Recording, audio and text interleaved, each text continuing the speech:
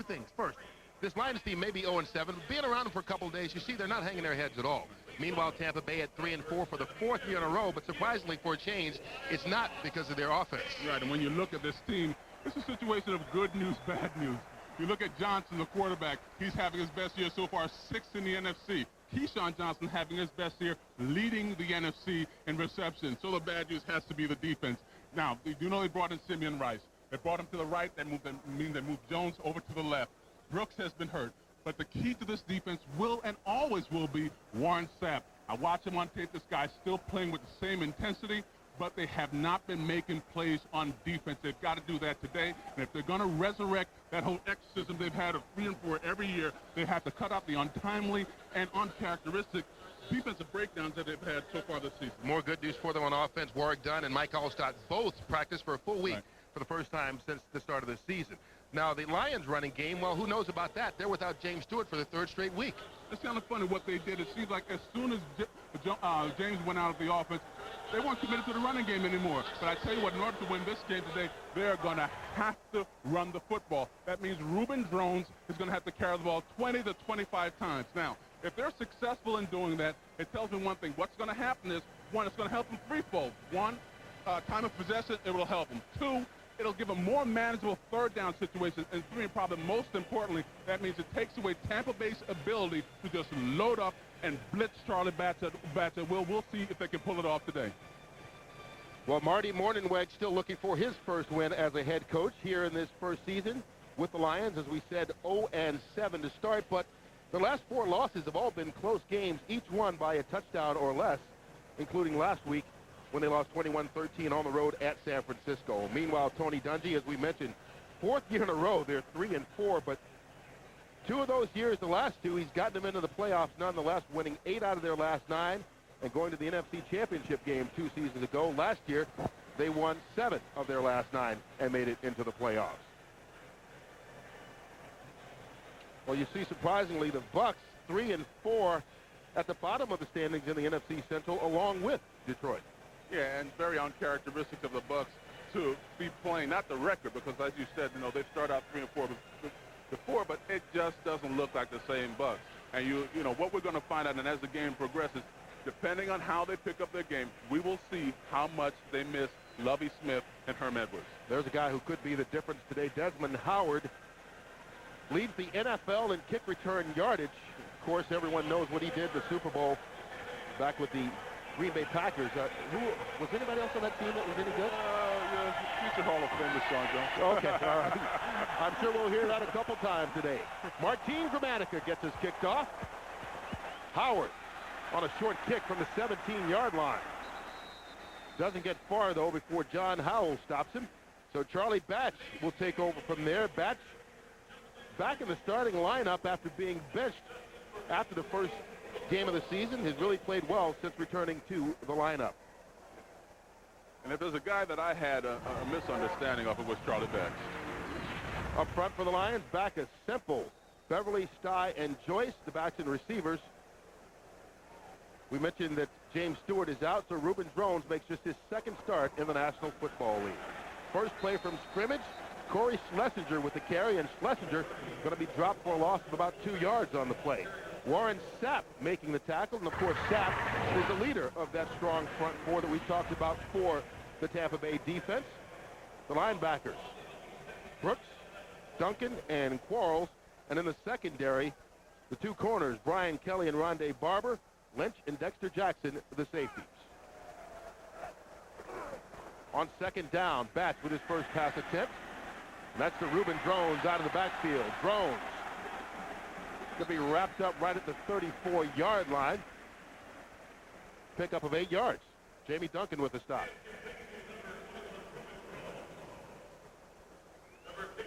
Now, we talked about it in the opening that they had to get the running game going, and that's a short pass to Drones, and that's pretty much a running play, because anytime you can get the ball out to the flat to your check down, which they've had trouble in terms of hitting guys with in the past, early in the season, looks like early they're trying to get the check downs rolling.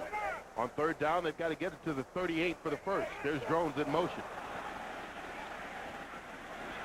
Batch can't find the receiver he wants, and it's broken up, incomplete. Rondé Barber got a hand on the pass, which was intended for Drones, but it's going to be 3 and out for the Lions. You're going to see the pressure here coming on Charlie Batch, and this is not what the Lions want Charlie Batch to be. Charlie Batch, like I told you earlier, I had a misunderstanding of this kid. This kid can play. He can play in this league, but he has to adjust his game to the West Coast offense. There are a lot of option routes in the West Coast offense. One of those options is being able to run the ball. Charlie Batch right now does not give him that run-pass option. Flags down before the ball gets snapped.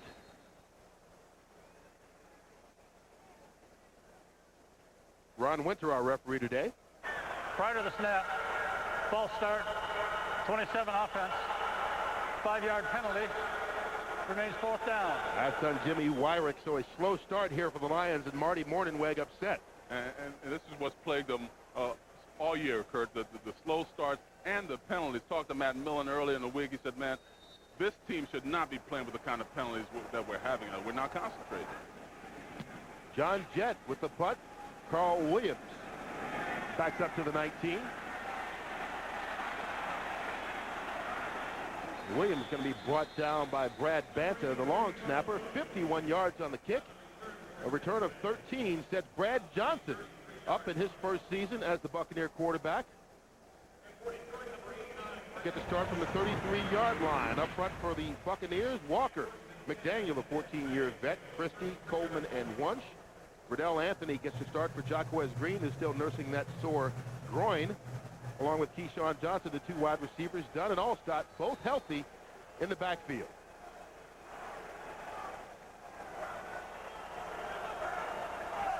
From the 33, the pitch to Warwick Dunn. Dunn picks up a couple of yards. Chris Claiborne on the tackle.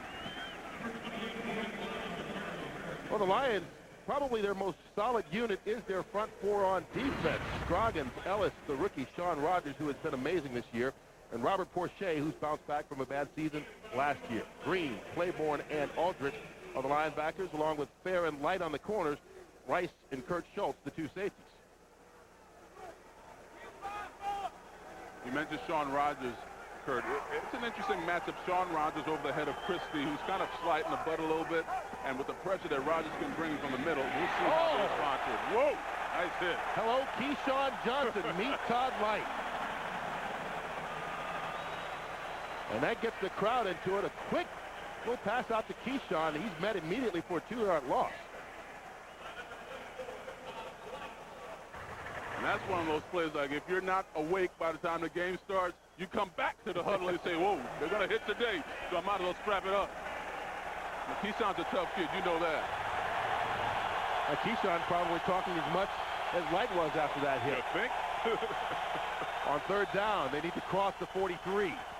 Riddell Anthony can't pull it in, incomplete. And so the Buccaneers start like the Lions, 3 and out.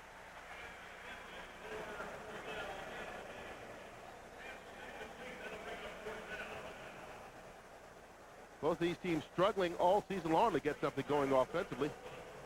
Desmond Howard, we talked about his kick return numbers. He's 2nd in the league in punt returns as well.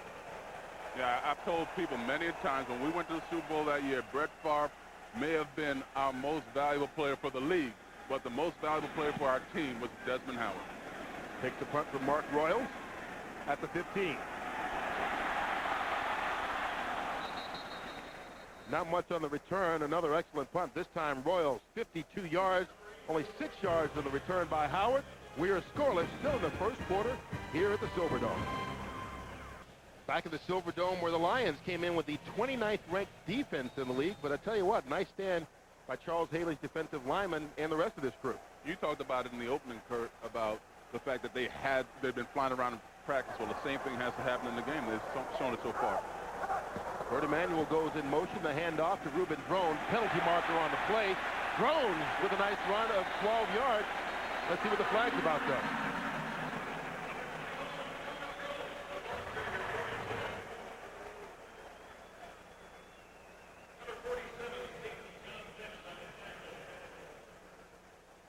Ron Winter trying to get things sorted out. He's talking to the Lions. It's usually portends good things for them. That's normally a signal that's against Tampa. Offside, number 20 defense. Penalties decline. Play results in a first down. That's on Rondé Barber. They decline the penalty and take the game. Now we're going to see the runs here by drones. As we mentioned earlier, they have to get the running game going, and it's great blocking up front, and he's lowering his shoulder and getting the ball down now. But they can afford now, if they have success, continue to run drones because he's got to get the touches. Well, he gets the carry again, this time for a pickup of 3. James Canada with the stop. And they talked about wanting to establish the run early. What do you consider a legitimate way of establishing the run? I mean, whether it's how many yards you pick up, or is it on the downs you run, or what? I say that if it's 1st and 10, obviously if you're a running team, you run the ball. 2nd and 7, you still run the ball because you have to let people know that irrespective of the situation, you're not going to tell us when we can run the ball. We're going to tell you when we'll run it. Schlesinger moving out of the backfield on 2nd down. Quick pass, incomplete. We complete one out to Los Angeles, and James Brown for an NFL update. All right, fellas, take a look. Guess what? Marshall Faulk out 2 weeks resting an injured knee. Look at this move here. A career-long 71-yard jump to pay dirt. I think it's safe to say he's back. Rams up 7-0. And guess what? Chicago leading Green Bay right now 3-0 as well. Back to you guys. All right, JB, a couple of divisional matchups. This one right here in the NFC Central, of course, Chicago, Green Bay, same thing. And the Rams and Carolina in an NFC West matchup. It's going to be tough for Carolina to come back against that Ram team. Lamont Warren now in it running back on 3rd down. They've got to get to the 42. Batch with the pump fake going deep. He's got Bert Emanuel, but he throws it out of bounds. And Emanuel had beaten Brian Kelly. And they're going to look at that film on tomorrow and just be sick about that play because you go to sleep wishing you have someone that wide open, and Charlie Batch just missed it. Didn't have enough room to get to the ball that was thrown out of bounds. And Emanuel just signed 2 weeks ago, making his first start. Got a little action last week for the first time with the Lions. John Jett with the punt to Carl Williams. Backs him up to the 11. And Williams doesn't have much room to run. Brought down right at the 15-yard line. Brad Bannon on a tackle again. 56 on the punt, 3 on the return. So slightly, just take his route straight and bend back out towards the sideline. Now what it does, it freezes the defender and gives him enough room to make this play, but Charlie Batch overthrows him ever so slightly over that right shoulder, and it's an incomplete pass, but they will go back to that before the end of the game. You don't see guys that wide open much in the NFL. And when you do, you got to hit it. And you see a veteran like Emmanuel knowing how to run the proper route. First down for the Buccaneers. Warwick Dunn. He danced his way for a pickup of 2 yards on the play, maybe. Kurt Schultz with the tackle. And some of you pointed out to me in practice, Kurt, how well Warwick Dunn runs between the tackles, even though he's a little guy. Yeah, misperception. A lot of people think since he's really only about 180 pounds that he can't do it, but strong runner between the tackle and excellent at picking up the blitz as well. And this is what they like to see. Dunn and Allstott in the same back. Johnson going to the air for Keyshawn Johnson, who slipped. Pass goes high, incomplete. Well, we've seen the first 2 passes they've had, or 2 of the first 3 to a wide receiver, directly to Keyshawn, trying to keep him involved. Well, you know what happens if they don't keep him involved. All right? We're trying to keep him quiet, maybe. Because it's progressed now from give me the damn ball to get me a damn touchdown. So we'll see what happens today. Keyshawn Johnson came into the game leading the NFC with 52 catches, 0 touchdowns. Another 3rd and long. They've got to get to 26 for the first. And there's Keyshawn right at that first down marker, and it's going to be enough for the first down. Todd Light forced him out of bounds, but a pickup of 9. And there's so much criticism, I don't know if you want to call it criticism, but so much discussion about Keyshawn's inability to stretch the field, as people are talking about. But you know what? You don't have to stretch the field when you're a good route runner. You're going to see Keyshawn using his body, getting separation, getting the first down, move the chains. That's what you need to do as a possession receiver, which Keyshawn Johnson is. First down from the 27. There's Johnson in motion. Warwick Dunn Once again, and Dunn doesn't pick up much. Stopped right at the line of scrimmage by Barrett Green. Green, a young man the Lions like. He's getting an opportunity starting at the weak side linebacker because of the injury to Stephen Boyd in the middle, and they move Clear Claiborne around and put Green in the lineup. And they're a better team because of that. No disrespect to Stephen Boyd, but this defense, if it lacks, well, it actually lacks a lot of things, but one of the most important things that lacks is team speed.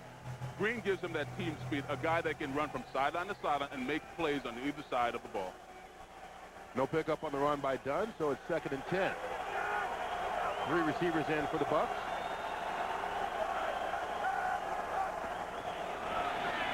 Brad Johnson with a quick pass. That's Dave Moore, the tight end, and Moore fights his way for a pickup of 5.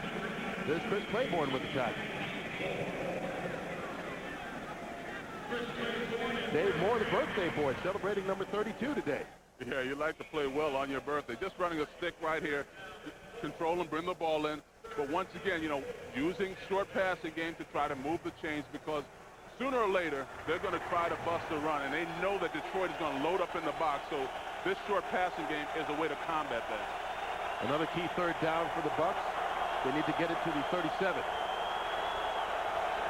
Out of the shotgun, Johnson with time.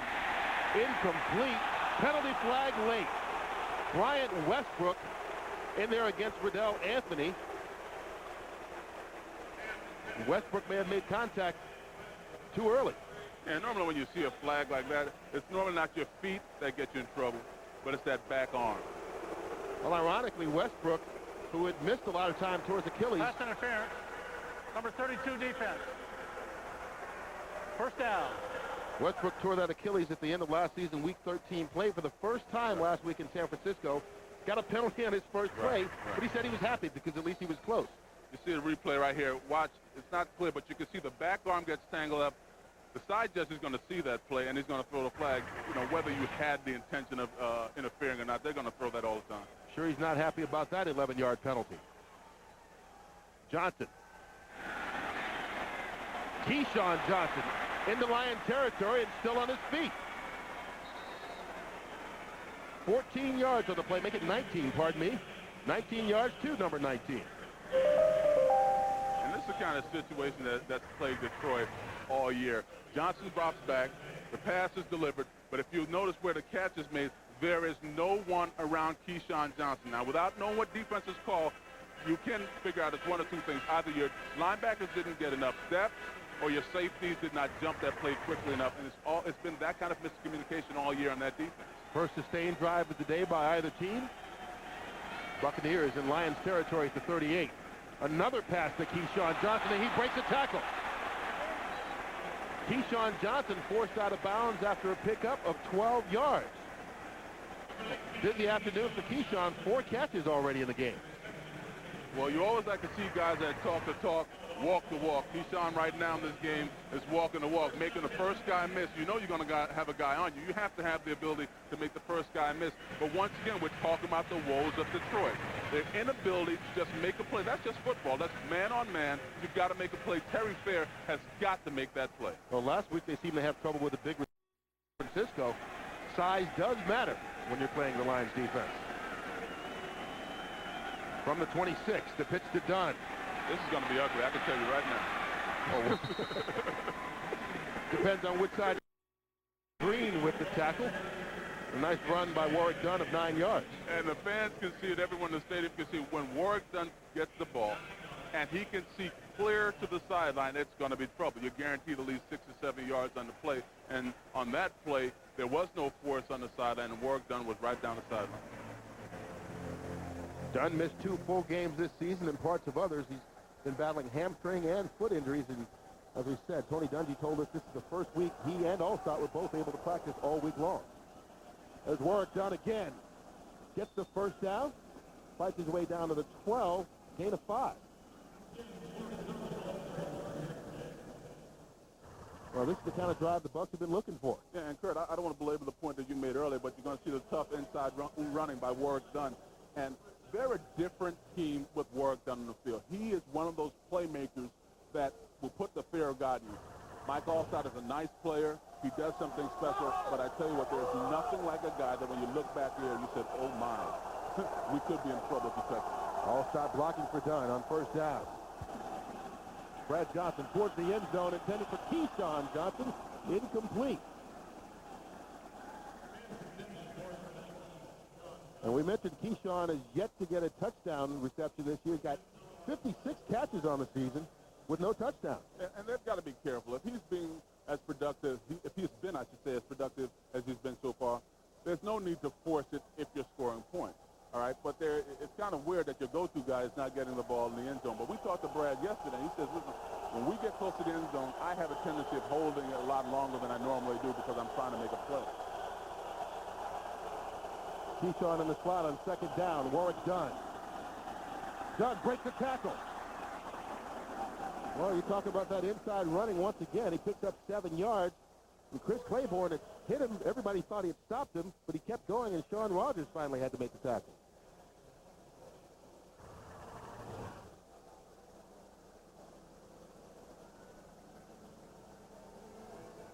Now, you know, if you're Matt Millen and a guy that played defense at a high level, this has got to be driving you nuts.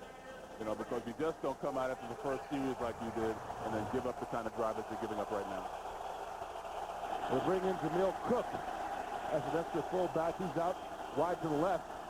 Johnson going that way. Through the hands, incomplete of Riddell Anthony.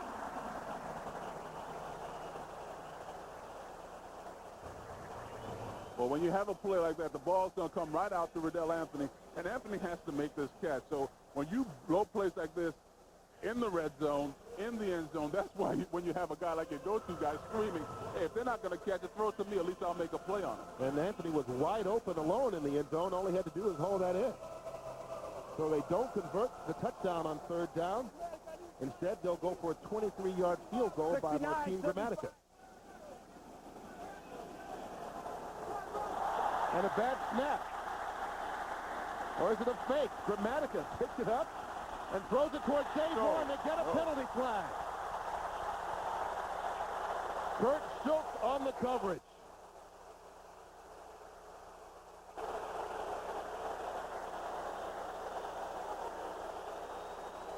Yeah, that should be a legal man downfield.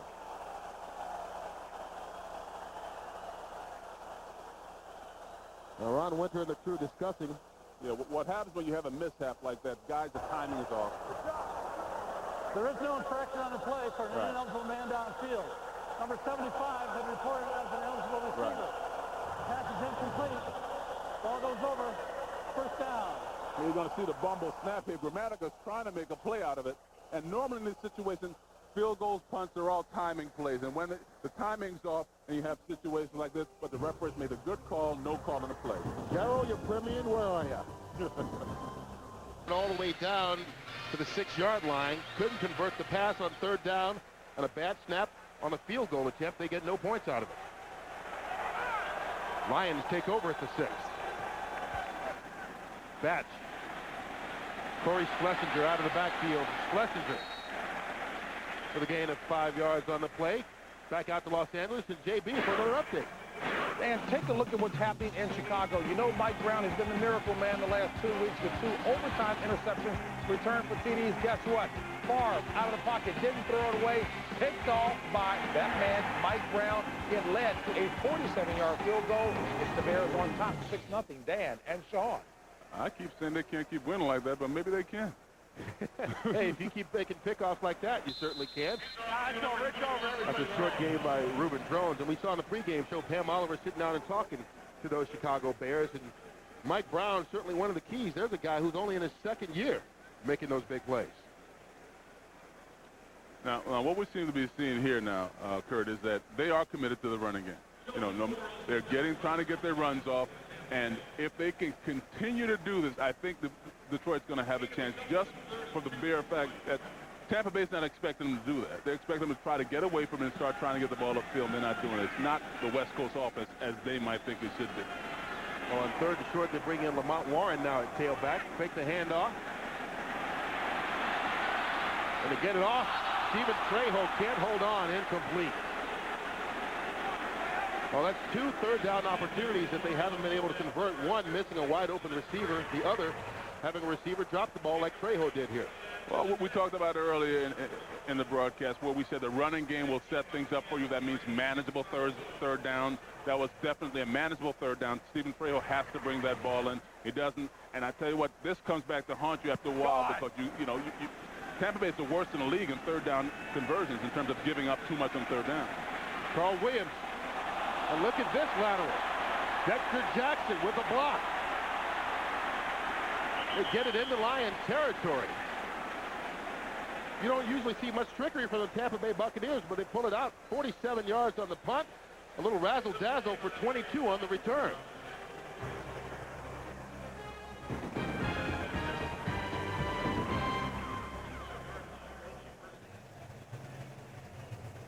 Back in the Silverdome, 2:54 left to go in the first quarter. No score yet. Buccaneers beginning at the 44-yard line.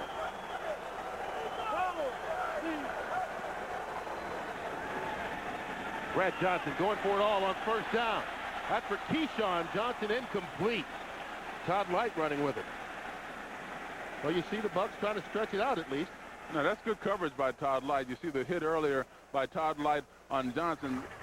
Todd Light's been around for a while. He's a good pro, and he knows what Johnson's capable of. And you're going to see him. He's going to cut off the field, use the sideline as an extra man, and cut off the field, doing a very good job. It's a very tight window by which Brad Johnson can get the ball, and he wasn't able to do that in that play. But great play by Todd Light. In his 11th year in the NFL, first with the Lions.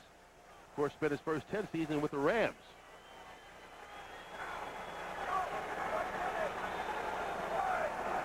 See both Anthony and Keyshawn on the left, and that's the way Warwick Dunn runs. Tracy Scroggins with the tackle. Pick up of 3 yards.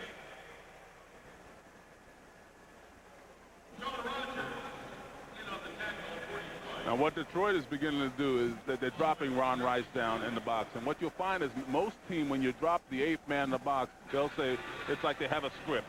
9-man in the box pass, 8-man in the box pass, 7-man in the box to run the ball. What Tampa will do is, listen, 8-man in the box, Warwick Dunn, that's your man. You make him miss. We're not going to get away from our running game just because you put 8-man in the box. Another third down for Tampa Bay. They've got to cross the 35 for the first. Play clock runs down. That's what the penalty flags are all about. It's going to be delay of game against Tampa Bay. Prior to the snap, delay of game, offense. A 5-yard penalty. Remains third down. First penalty of the game for the Buccaneers. It turns a 3rd and 8 into a 3rd and 13.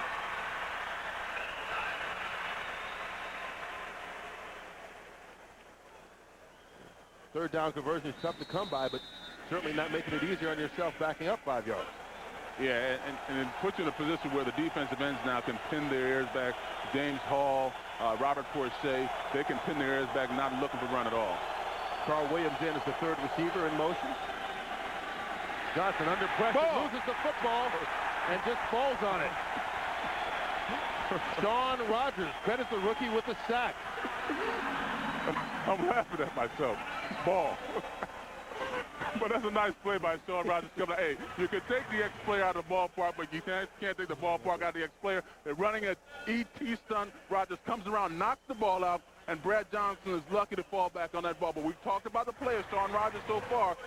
So far today, he's making himself seen out there. Second-round draft pick out of the University of Texas. May be the defensive rookie of the season, the way he's playing right now, for the entire league. Mark Royal, the ex-Lion, on the punt. Desmond Howard going to let it bounce out of bounds. They will spot it right at the 15, between the 15 and 16. Final minute of the first quarter. Buccaneers are making their last visit in here as a NFC Central opponent. It's the first visit, last visit to the Silverdome period, because next year the Lions will move to the brand new Ford Field in downtown Detroit. The Buccaneers will be in a different division next year, NFC South. Lions start at the 16, Bucs showing blitz. Bass gets rid of it.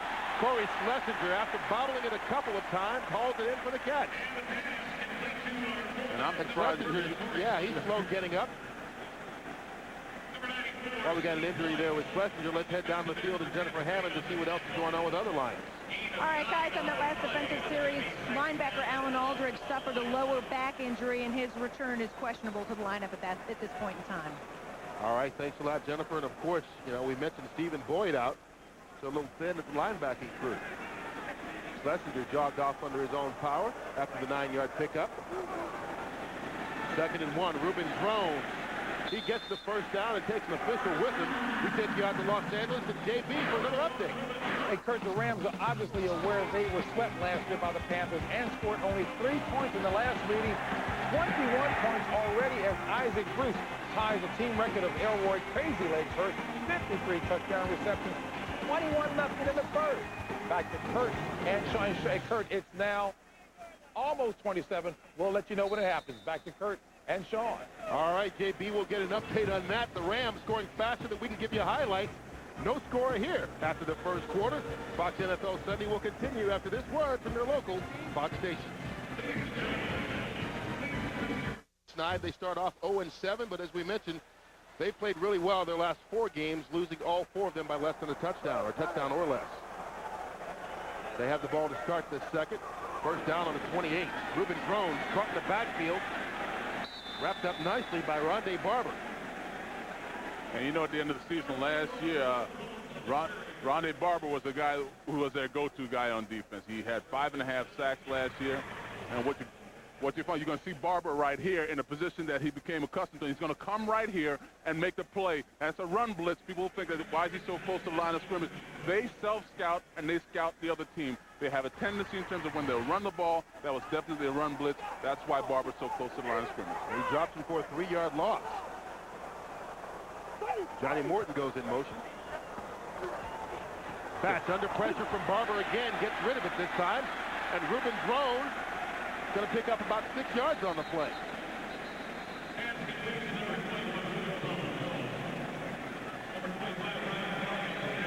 Now what they're going to do, they're saying that we're going to start serving up a big dose of Rondé Barber. And like I said last year, you know, this was a guy that played very close to the line of scrimmage, made a lot of big plays. But now you're going to see him right here. Number 75 offense. Coming inside, and he hesitated for a minute. He couldn't believe how wide open it was. 2nd down. So Matt Joyce, the right tackle, called for an illegal block in the back. That's going to negate the 6-yard gain on the play.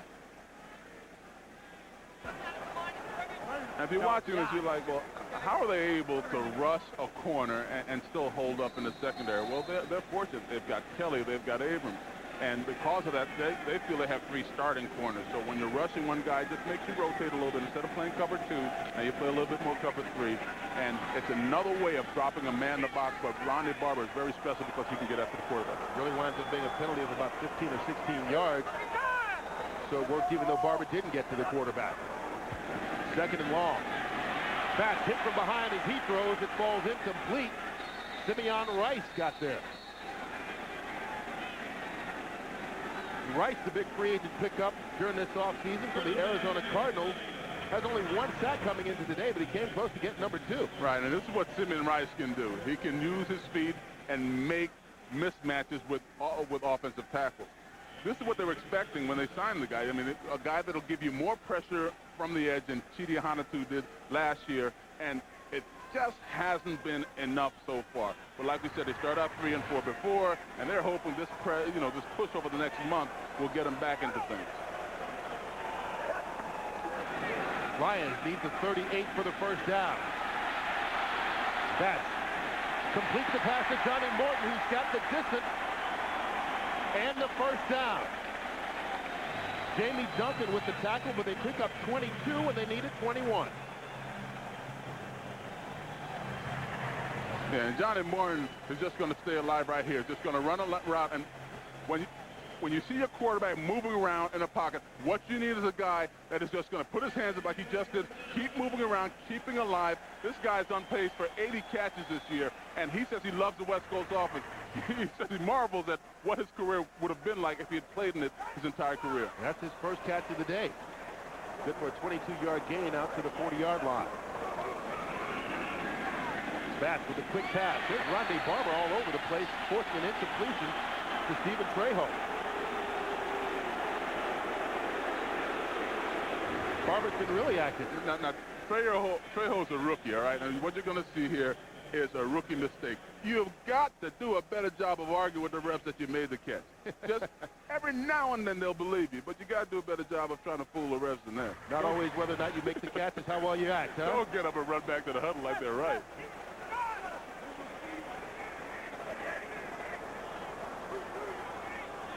With Trejo in motion. Bird Emmanuel hit as he went to make the grab, and he gets the flag. Now you see the veteran? The veteran talked him into that. That's what we're talking about. Brian Kelly going to be penalized here, and you're right. They didn't throw the flag immediately. Right. Bird Emmanuel got up, made an argument, and got the yellow flag.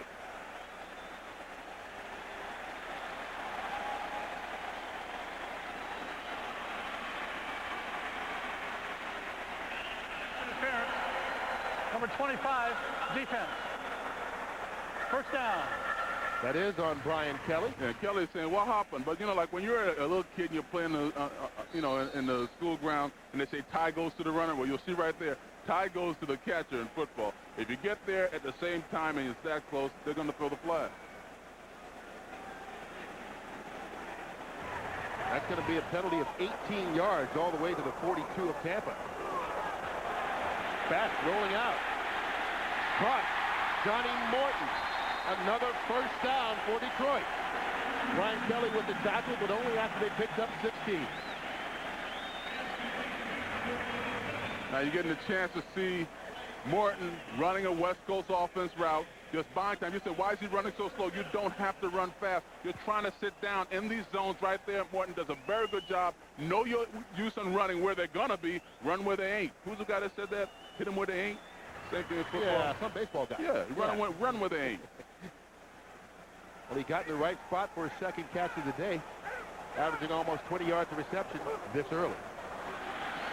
Morton has the time, goes towards the end zone for Bird Emmanuel, but it's too much, incomplete. That's actually a good job by Charlie Batch of just throwing the ball away because there was nothing there for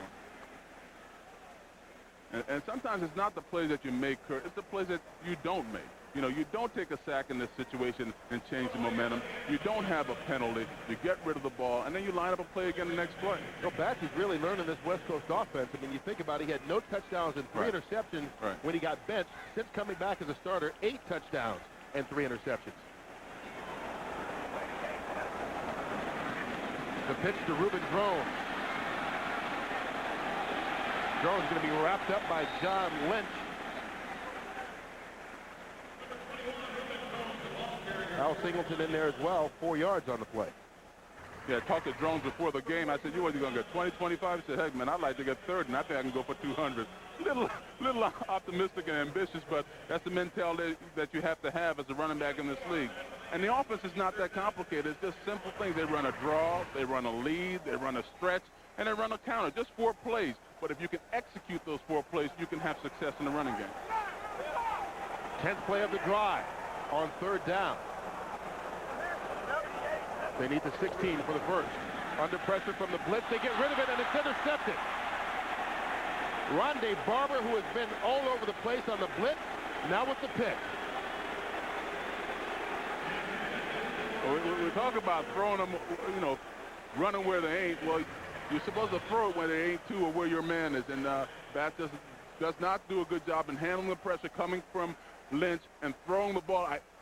Looks like he's trying to get away with it, but Barber just makes a heck of an athletic play on the ball and comes up with a pick. His 4th interception on the season, and there's Marty Mornhinweg, and they're actually talking to Larry Foster, who is the receiver. They both seem to be upset with him. You wonder if he did run the right route. He wasn't where he was supposed to be, because so much of this West Coast offense is timing and you're being where you're supposed to be. And sometimes that's the mistake that we make as analysts, saying it was a quarterback's fault. Well, we don't know what route they were running. It may have been a bad route on the receiver's part. Nevertheless, Buccaneers take over at the 20. Brad Johnson. That's Mike Allstott. Gain of 5. And Alan Aldridge back in the game. We talked about his lower back injury. He makes the tackle. I've had those backs, man, and during a game you can get away from it. After the game's over, it's getting out of bed and turning off the light that gets you. Don't you have trouble with that Monday morning anyway? Man, oh man, they don't understand. Especially at your advanced age. Keyshawn Johnson in motion. There's Allstott from the tailback slot. He gets the first down and more. Mike Allstott rumbling for 13 yards. Terry Fair with the stop.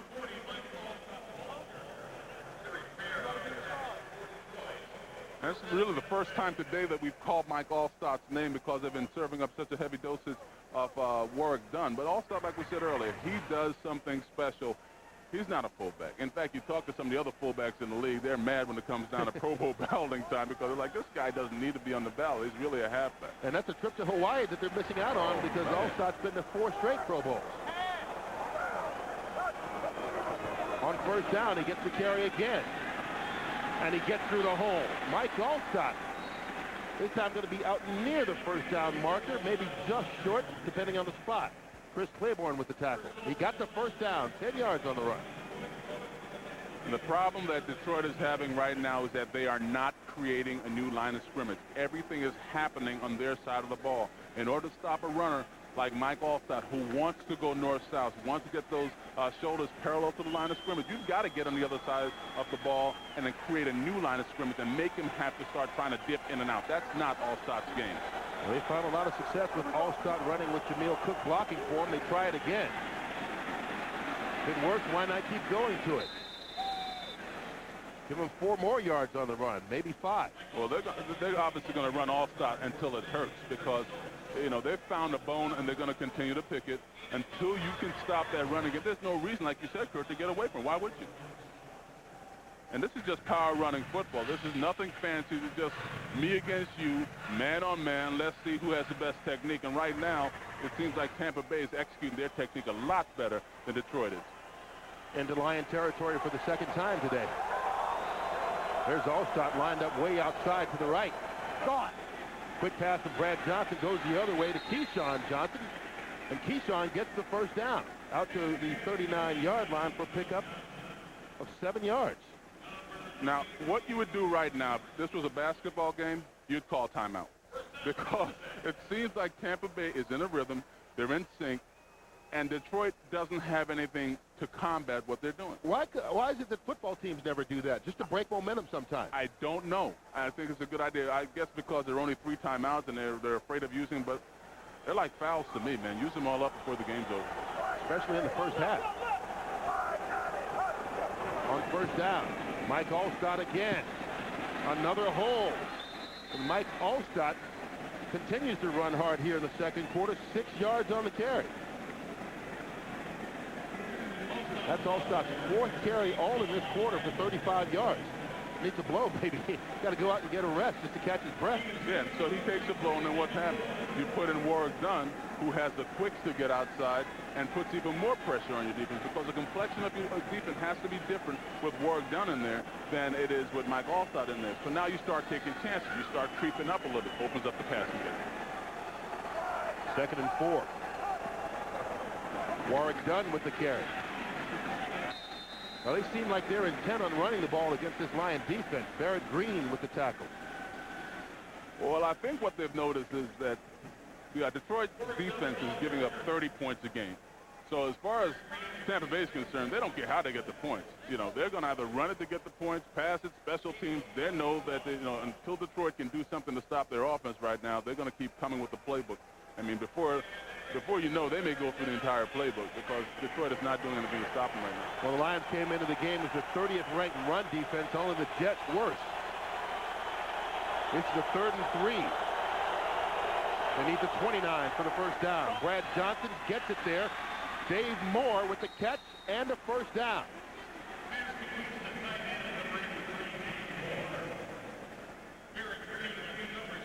Eight more yards for the Bucs. Yeah, Moore's going to come out, and he's just going to run and out here. But the frustrating thing that, as you're watching this, is the play of Detroit's defense so far. This is just a simple route that Moore catches. What's been frustrating is everyone knows new coaching staff, new management. You're putting in new offense and new defense. Normally in defense, you just fly around. So that is supposed to click a lot quicker than the offense. Hasn't happened. The offense actually click quicker than the defense has. First down from the Detroit 24. Warwick Dunn There's another 5 yards. Every play, it seems like 5 yards, 6 yards. I mean, they're picking them up in nice chunks. Not many 1- and 2-yard runs today. Yeah, and what happens is, you bring up a good point. When you see runs of 15 yards or more, you know there's blocking by a wide receiver or something going on downfield. When you see these chunks of 4 or 5 yards being peeled off, that means your front 7 is not getting off of blocks. One of two things. You're either being beaten by alignment, that means that's coming from the coaching staff, or the guys that are executing and not getting off blocks quickly enough to make plays. Well, you see another long drive.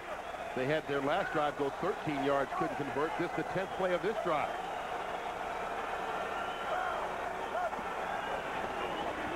Brad Johnson to Keyshawn Johnson, incomplete. There was Terry Fair running step for step with him, but Keyshawn just couldn't pull that one in. Couldn't pull in, but Brad Johnson is doing something here that he's got to be careful of. He watched Keyshawn the entire down. You're going to see Brad Johnson coming out. We'll look at his head right there. The entire time he's looking at Keyshawn Johnson, and as the game goes on, if Fair is aware, and that's a big if, because it doesn't seem like these guys have the awareness right now playing defense, but if he's aware, there should be a pick in there for him.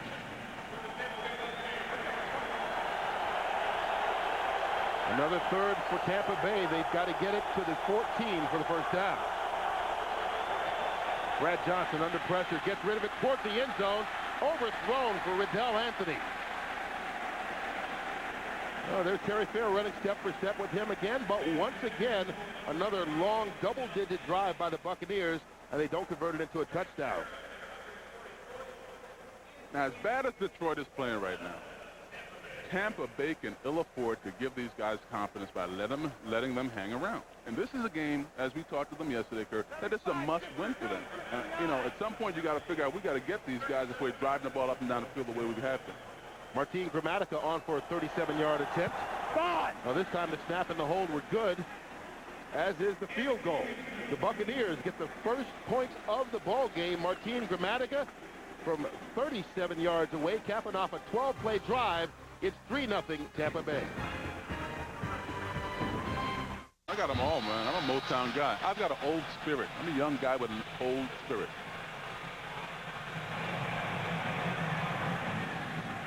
Desmond Howard to pick the kickoff right at the 5-yard line.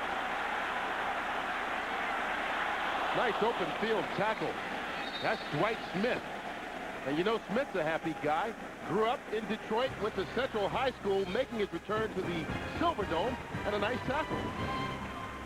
Quarterback, this Silverdome crowd give a nice cheer to Mike McMahon, who has come in at quarterback for the Lions. This is a schedule change, by the way. McMahon played 2 series last week in his NFL debut against the 49ers. Marty Morningweg saying he's going to play once in each half in this game as well. McMahon goes to the air right away. A little pumped up maybe, overthrows David Sloan, incomplete. McMahon, the 5th-round draft pick out of Rutgers, probably the quarterback of the future here. Yeah, he's the fastest guy they have in terms of skill position. Well, that would make him the fastest guy on the team. And when you watch him, it reminds you a little bit of Ray Lucas. They used to be with the Jets, now with Miami. Same kind of playmaking and building. That's what this team really lacks right now, playmakers. So I've always been a firm believer, if you have faith in a guy, you got to let him play. You don't learn from just sitting on the bench. He was 2 of 14 for 16 yards last week in his first action. This time with a handoff to Ruben Drones. Drones going to pick up a couple of yards. And when McMahon comes into the game, they change centers as well. Dominic Raiola, their 2nd-round pick out of Nebraska. He also will see action today, and he'll come in both times when McMahon comes in. And in addition, they said they're also going to let him play once with the first team offensive line. Right. And Raiola is a guy that, you know, you watch him, and he's all face. He's all face and body. That's it. You know, built to be a center. You always see guys come in and there's a mishap in the snap. This takes care of the problem. This is who the quarterback is comfortable with. Well, he's got a 3rd down needing the 35. McMahon getting a chance to show some of that speed as he keeps it from being chased down and loses the football in the process. Tampa Bay recovers.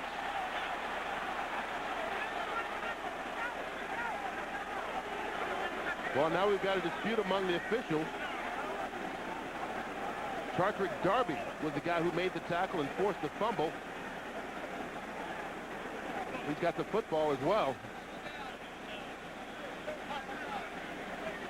The official's going to sort this out and say it's Tampa Bay's ball, which was the original signal.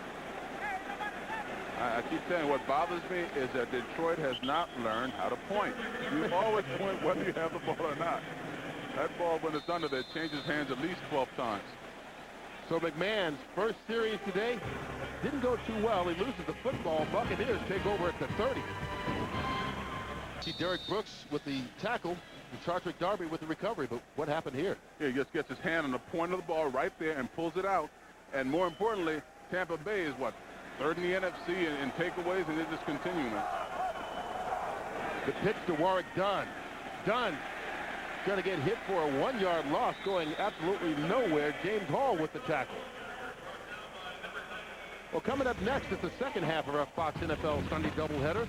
Most of you will see Randy Moss and the Vikings head to Philly to battle Donovan McNabb and the Eagles. Or some of you will also catch the Saints taking on the Niners. It's all coming up next, right here on Fox.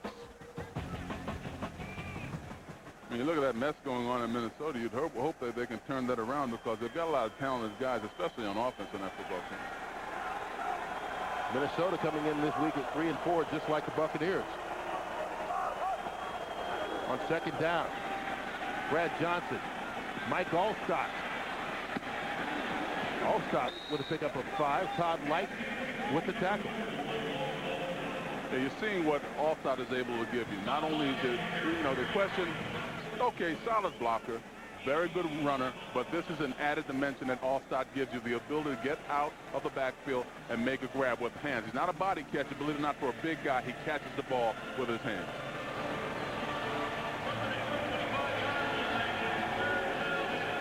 Brings up another key third down situation for Tampa Bay. 3rd and 5 on the 25. Johnson working from the shotgun. Warrick Dunn, little high, but he makes the grab and gets the first down all the way down to the 12-yard line, a gain of 13.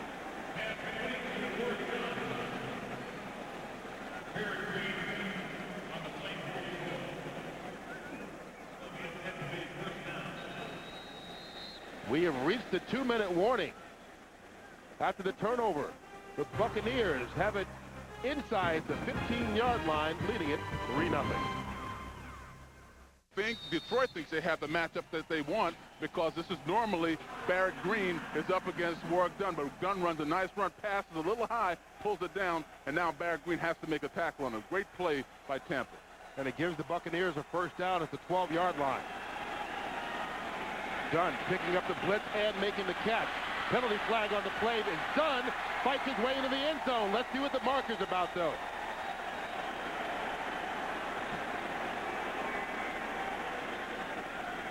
And it's going to be against Detroit, so touchdown, Tampa Bay Buccaneers. Penalty decline. Touchdown. Robert Porcher called for the offside, but it didn't matter. Dunn got into the end zone anyway. His second touchdown of the year.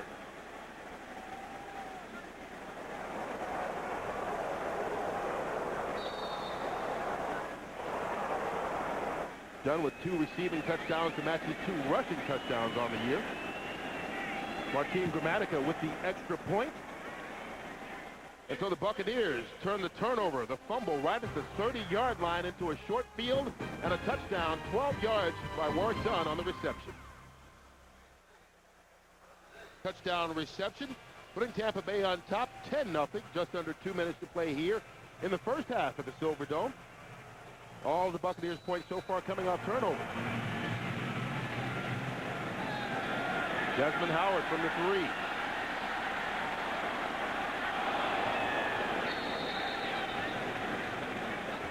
There are going to be a lot of times where you see the guy that makes the play or the touchdown doesn't make the play. Well, in this case, Warrick Dunn makes the play and the touchdown. You see Porcher is offside trying to guess. Dunn picks him up and then gets out into the pass, catches the ball hard running upfield, and gets the ball inside. You can't say enough about his ability to play as a complete player, picking up the guy and then making the first guy miss and getting the ball into the end zone. Who needs teammates? All he needed was someone to take the snap for him. Charlie Batch back in at quarterback. Lions starting from the 21. Batch gets rid of it. Lamont Warren.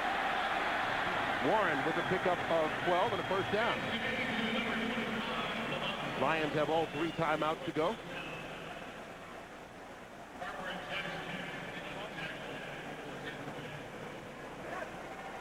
Batch. That one thrown low. Incomplete, intended for Warren again. And Warren is their third down guy, I should say. That gives you a little bit more pass receiving skills. But Tampa Bay has gotten Detroit out of their game plan right now. Now they're playing catch up. Once again, they're down and find themselves in the hole. We'll see in the second half if they get away from the running game like they've done previously. They've still got 1:23 left to go in the first half. Batch with the time. Gets it out to Lamont Warren. Warren gets it out of bounds after getting the first down. Another 12-yard pickup.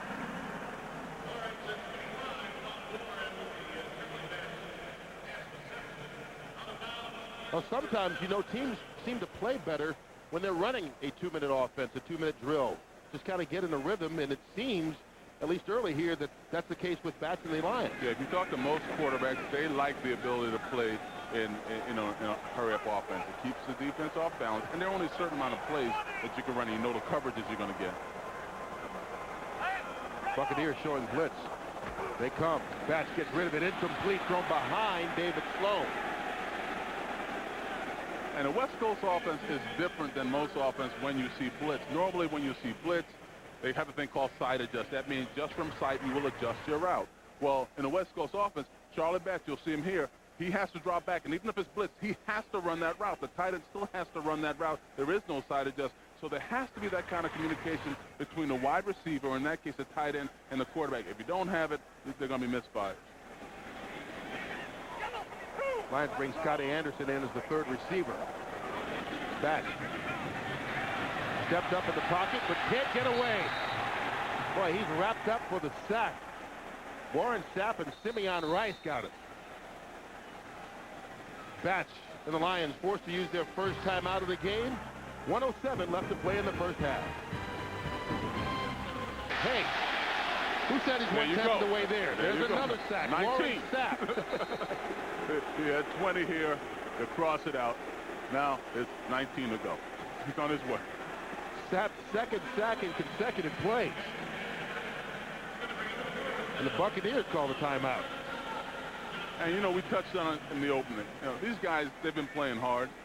Warren Sapp has been playing with the same intensity, but they just haven't been making plays. Or when they did make plays, they weren't consequential to what was going on in the football field.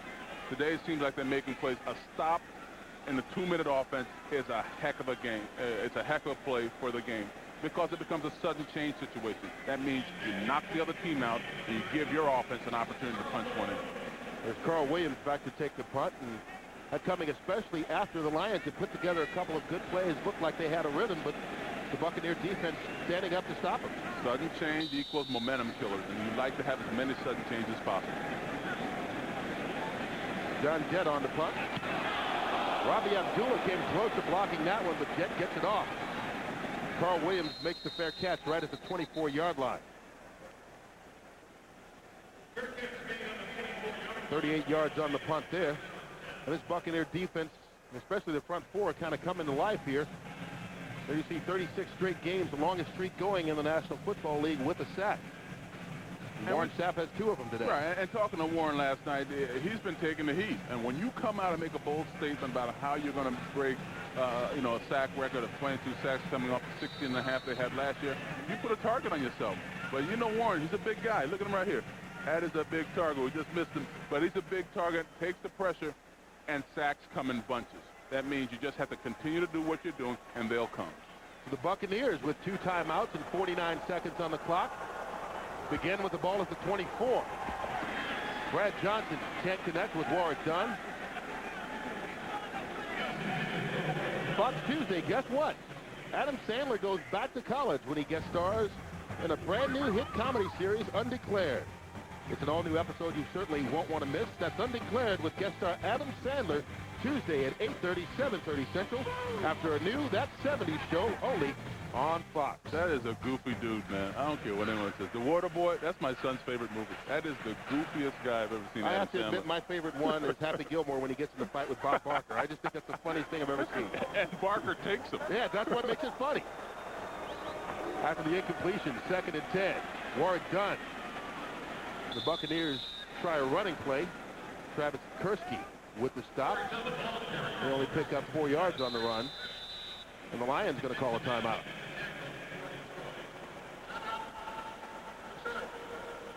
Well, right now, Detroit in a 10-0 hole going into halftime, but last couple of weeks, in all honesty, they've actually played well in the second half of football games, getting back in it after getting down a couple of weeks ago in a couple of games. And right now, they started 0-7 in the season, but Morningweg and this team not hanging their head, and that's one reason why. Lots of coaches have started in their first season at 0-7, and you get Landry, Walsh, and Jimmy Johnson all went on to win Super Bowls with that same team. But this team doesn't have to be in this situation, though. I mean, the defense, as we said earlier, should be playing a little bit better. And their offense, has done what you think it would do, trying to change an entire system. You're not just talking about making new plays. You're talking about new personnel.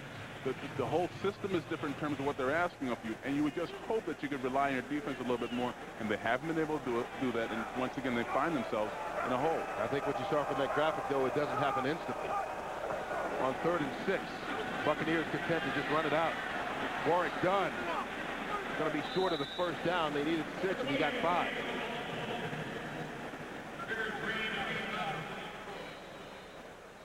Barrett Green making the tackle. And Tampa Bay calling the timeout. Green is slow to get up. Yeah, you've got Green banged up now. Like we mentioned earlier, Aldridge was banged up. Ellis comes in with a bum wing. And with a team that is depleted already, you don't have as many playmakers as you'd like to have on that defense side of the ball. You don't have the team speed that you'd like on the defensive side of the ball. So now what do you do? Well, if these guys are all out, you got to get a bunch of young guys in there that can fly around. Marty and all those guys from the Holmgren tree, I like to call it, that are coaching down the league, they all are consistent. They have a saying, if you're a young guy and we ask you to play, we want no excuses. You've got to step up and play. This is your opportunity to show what you can do. And they've been doing it with Miller so far, and it shows because they're not getting the production out of this defense that you'd hope that they're getting. I don't want to keep belaboring the point, but when you make a transition like they had to do, when you have offense and defensive transition, putting in brand new staff, what you have to do is rely on a defense, because defense for the most part just relies on flying around and getting to the ball, and they haven't been able to do that. Well, the Lions hoping to get the effort with 20 seconds left, and I misspoke. Dunn actually got enough yardage for the first down, so the Buccaneers will keep the ball with 20 ticks left to go on the clock. Ball spotted right near the 35-yard line. Martin Gramatica, here's a guy, keep in mind, who in college kicked a 65-yard field goal. His career-long 55 against Detroit last season. So they'd have to get it out to about the 40-yard line or so to equal that of Detroit, and that 25 yards away. Brad Johnson going for that much on first down for Keyshawn, out of bounds, incomplete.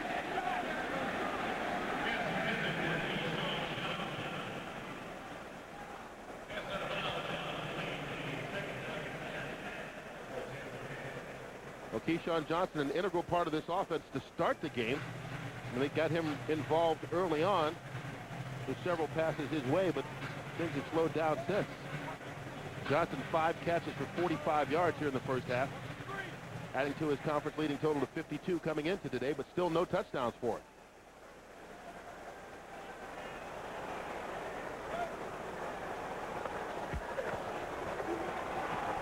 Johnson has the time and connects with Keyshawn this time. Going to be a gain of 7, maybe 8 yards on the play. James Hall with the tackle. That's going to be the final play of the first half as the Buccaneers just decide to let the clock roll. That's halftime. Buccaneers on top, 10-3. Fox NFL Sunday will continue. JB, Terry, Howie, and Chris will be along with the Visa halftime report. That's right after these messages and a word from your local Fox station.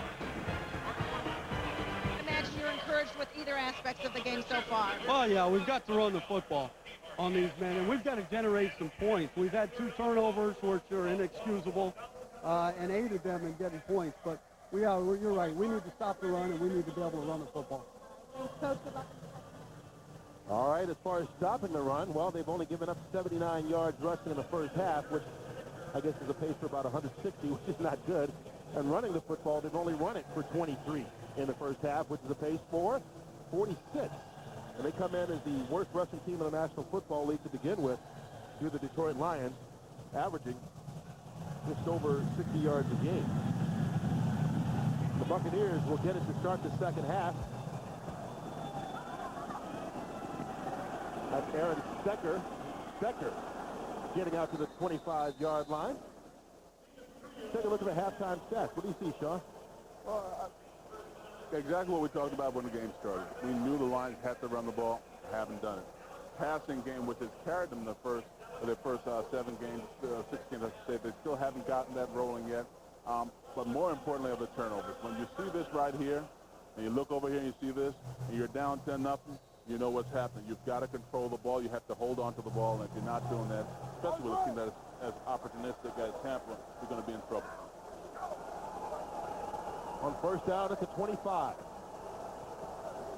They start the second half with a pass to Mike Allstott. Allstott fighting his way across the first down marker. A gain of 11 before Alan Aldridge made the tackle.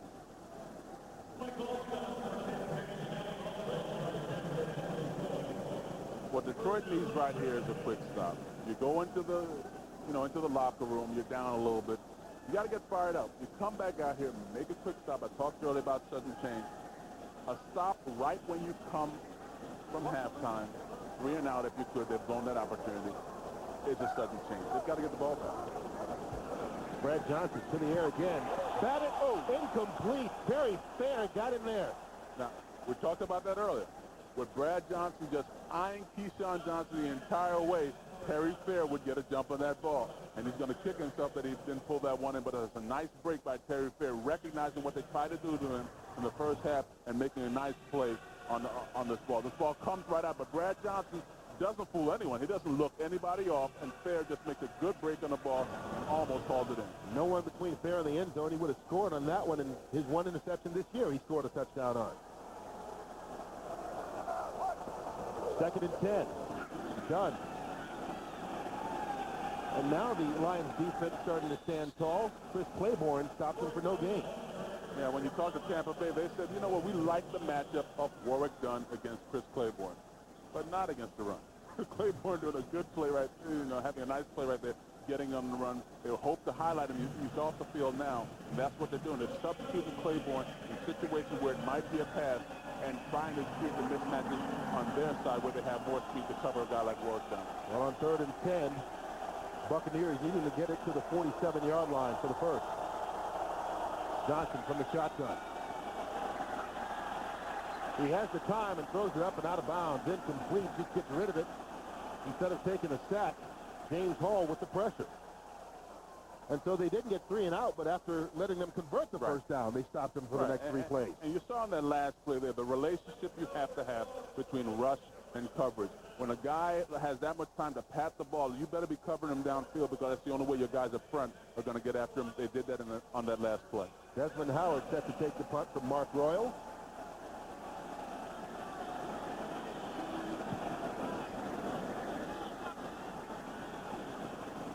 And Howard lets it go over his head. And that's going to work out in Tampa Bay's favor. It's Dwight Smith stopping it right at the 2-yard line. 61 yards on the punt for Royal.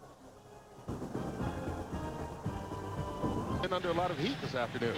Yeah, and the numbers are misleading. People always look at this number, which is not a big deal. This is the number that's a big deal. The hurries, because in the West Coast offense, you have to go through your progression. When you're hurried like that, you're not able to do that. It's a timing offense. It's a matter of destroying that timing if you can on defense. Back from his end zone, being pressured, gets rid of it, and it's almost intercepted. Boy, Jamie Duncan came close to picking that one off. Yeah, this is unfortunate because when you're back to the wall, you have to, protect a little bit better than this because this is when guys like Warren Sapp make their living. You're going to find the mismatch. You're going to see Sapp right there. You're not able to double Sapp in this situation. They're all single blocks, and you cannot single block Warren Sapp. It's just a mismatch waiting to happen. On that play, they got great pressure on bats. Very lucky because a holding in the end zone is going to be a safety. Jeff Backus may have gotten away with one on that play, too, in all honesty. Corey Schlesinger for a pickup of 3. Dexter Jackson on the tackle.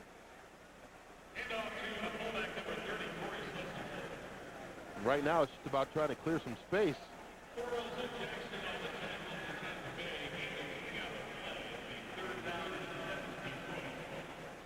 Jackson doesn't look good after that hit. He seems like he hurt himself. It's always a bad sign when you make a hit and you end up a little cross-eyed. That's a dead giveaway. Never good. You got to get it to the 12 for the first. Back under pressure again in the end zone. He gets out of the end zone, but still brought down for the sack by Simeon Rice. Sack number 3 for the Buccaneer defense. Well, and Charlie Batch is forgetting that there's certain rules that you have in the red zone, and there's certain rules that you have when you're backed up. You're going to see Batch here. Rule number 1, you take no penalties. Rule number 2, you don't take a sack. You get rid of the football. Okay, and he blew it on that play. He avoided the penalty, yes, because that's not on him, but surely should have gotten rid of that football. That's the time where you have to get rid of the ball. John Jett's going to be forced to punt from the back of his own end zone. Carl Williams right at midfield.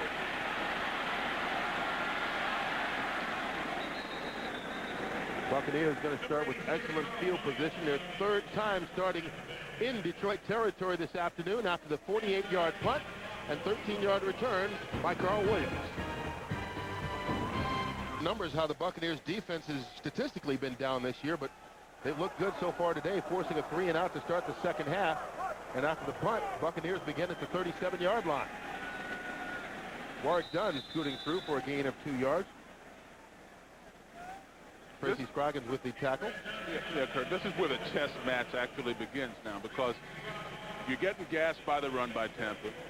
And so now Detroit may have to start creeping up a little bit to play the run. But then you leave yourself open to what Tampa wants to do, which is their version of their vertical offense. 15 yards or more passes, that means crossing routes and the like. If you start creeping people up, that'll leave that wide open for those vertical routes to evolve. And you see Ron Rice going to be walking right in here. That's Ron Rice coming up. Johnson gets rid of it. Mike Allstott bobbles it and doesn't haul it in. Incomplete. And good thing Rice was there because he was able to make a play on that ball. But as soon as the strong safety starts getting a little bit nosy, look for Tampa to try to exploit some play downfield. It's the 4th drop of the day by a Buccaneer receiver. Allstott's had 2 of them. Usually a sure-handed guy. Brings up a 3rd and 8 situation for Tampa Bay. And look at it, how Detroit is going to be deployed. And they're pretty simple defense. In fact, they changed it last week to go more under. That means you'll find Sean Rogers right over the nose right there to exploit a miss. Now here they come with the blitz, trying to get the pressure. And that should be wide open. There you go, a sack. Very good job of Detroit exploiting what they saw and getting after him with the blitz. Ron Rice with the sack, first of the day for him. 2nd of the afternoon for the Lions defense. And we're talking about getting up there, getting nosy. This is Rice right here making a play on the ball. And what they do when they try to get that done, I should say, is that they're going to disguise it as long as possible and then get after the quarterback. If you show it right away, then the quarterback can just check right out of it. So the Buccaneers really lose 6 yards in the 3 plays after starting at the 37, and they're forced to punt. There's another one by Royals that bounces inside the 5, but they can't stop it before going into the end zone. He kicked it 43 yards to be a net of 23. 10.5 minutes to go here in the 3rd quarter. Kurt Menefee, Sean Jones, and Jennifer Hammond with you from the Pontiac Silverdome. Lions trailing at 10-0, starting with the ball on their own 20-yard line. They fake the end around to Johnny Morton, and Corey Schlesinger with the carry. Gain of 4. Don't forget, coming up next, the second half of our Fox NFL Sunday doubleheader.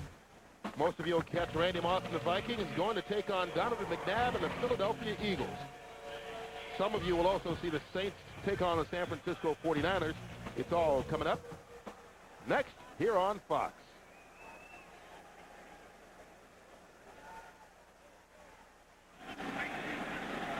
Second down. Batch gets rid of it, completes it to Bert Emanuel. And Emmanuel needed to get the 30-yard line for the first down. You saw him trying to stretch, but not enough. Going to be a yard short. Derrick Brooks did a nice job of preventing him from reaching out. Yeah, but Emmanuel doing a better job of hauling that pass in. And I can't stress enough about the West Coast offense and the mobility of the quarterback that is necessary. You see Charlie Batch right there just doing a slight rollout, a waggle or a boot, whatever you would like to call it. On that play was a waggle.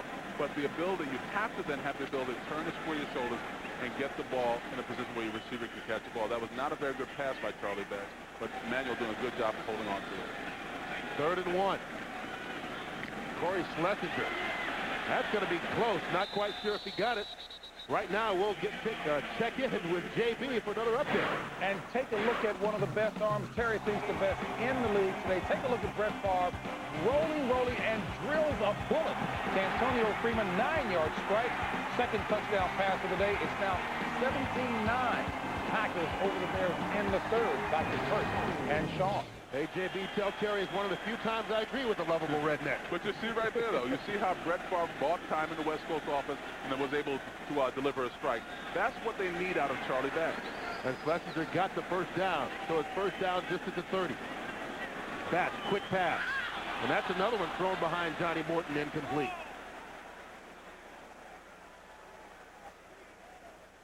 Yeah, Batch is going to have to settle down a little bit and get his passes in there. You know, you talk about quarterbacks looking down the barrel. Okay, yeah, a blitz is coming. You know Lynch is going to blitz you. You know, we talked about it earlier in the day. But you have to make those kind of plays because that's your man. When the blitz comes, if everyone else is picked up, the quarterback has the blitzer. You've got to elude him and still make a play. Reuben Drones, his first carry of the second half. Going to lose a yard, actually. James Canada with the tackle. Well, they talked about wanting to run the ball better. This is certainly not the way to do it.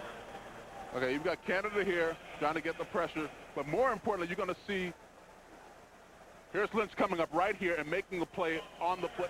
What Tampa Bay seems to be doing right now, and you have to talk about this, is that this is a total lack of respect for Detroit's ability to run the football. Because when you find your strong safety that close to the line of scrimmage, they don't think you can throw him. Well, they get it to Schlesinger, who's trying to fight for the first down.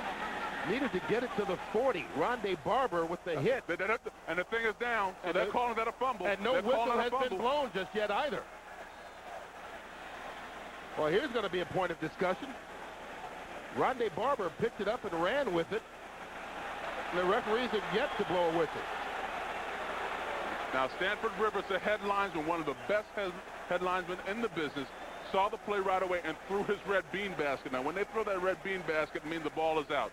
Now, I guess he's just going to leave it up to the replay official to decide if the ground caused the fumble or if it was actually a good call on his part. But he didn't hesitate. The ruling on the field is a fumble. Touchdown. There's your answer. And the Buccaneers get a touchdown from their defense. Rondé Barber running it in for the touchdown. Boy, that's an interesting call. No whistle was blown, and everybody stopped playing except Barber. All right, and this is a time when you need some home cooking. You need to show the replay and see if the ball actually came out or if the ground caused the fumble. And we're going to see here Schlesinger trying to fight for some extra yards, and I think they have an argument that the ground may have caused that fumble. Now, there you go. Now the red flag will come out. That's what you call home cooking. If you were in Tampa Bay, that replay wouldn't have been played like that. But you get the home cooking at home, and now they have the ability to look at it in the replay booth and then see if Rivers was right on the call. Now, we're in charge of the replay, so you're not accusing us of being the home cooking. It's that they're showing it on the scoreboard. The scoreboard so for that the fans coaches to get can involved. see There it. you go. Exactly. There you go. That's what we're saying. And Marty Morningweg telling Ron Winter exactly what he wants to challenge specifically. And obviously it's whether or not it's a fumble. But the ball was fumbled. And so that's going to be the challenge. And what we'll do also as we show this replay, take a listen and see if you can hear a whistle.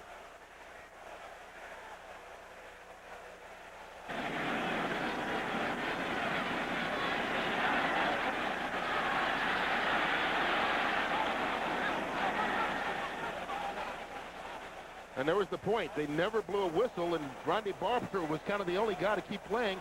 Everybody else thought the play was over and just stood around. But I think that's immaterial. I think what happens, he was down when the ball came out. I think that knee was down when the ball came out. So whether or not there was a whistle, the ground cannot cause a fumble. Well, it's immaterial as far as the rule book goes, but it's not if they don't blow the whistle and say this is a touchdown. You know, if you don't get the replay, you don't win the replay. This is a touchdown and 6 points against your team. Right, but clearly he is down, so maybe they're reviewing the wrong thing. If the play on the field that was called was that there was a whistle, then the play is dead. No whistle, play is still alive. So now we go back to what was the result of the play. The result of the play was the guy was down, the field could not cause the fumble, so it should be no play. And that's what they are taking a look at the replay for, to see whether or not it was a fumble, because the whistle, they can't do that. Once the whistle blows, the play is over, whether it was an accident, whether it was on purpose or not, that doesn't matter. We were just doing that for our own purpose, showing why Rondé Barber kept going. But the question is it a fumble? The interesting thing about Detroit, though, and their challenges, they've challenged 10 so far this year, and they've gotten 7. So maybe they're just playing the numbers. Hey, it certainly can't hurt if you've got a batting average like that. Hell, I mean, you'd be a millionaire in baseball. A millionaire? You'd be making $20 million a year, easily. Here you see Corey Schlesinger with the carry, and Barber's making the tackle. And I'm saying he's down right there. The knee is down before the ball comes out. I think this one gets reversed. Yeah, I think this is going to be an easy decision once they take a look at it. But then again, we've been wrong before. Stranger things have happened. Well, keep in mind the ruling is that you have 90 seconds as an official to review a replay, but you can take more time if you need to then decide where to spot it or other factors. The 90 seconds goes as to whether or not the challenge is upheld. And then the words chime in that you hate to hear, that there was no clear and discernible evidence to overturn it. And so since the call on the field is it is a touchdown, they have to have clear evidence or clear visual evidence that they were wrong in order to overturn it. Well, from the replays we've seen, I think that the evidence seems pretty clear that it was not a fumble. But we'll find out. And see, one thing, I don't like the management of Detroit. Get your offense back on the field. You know, influence them a little bit, you know.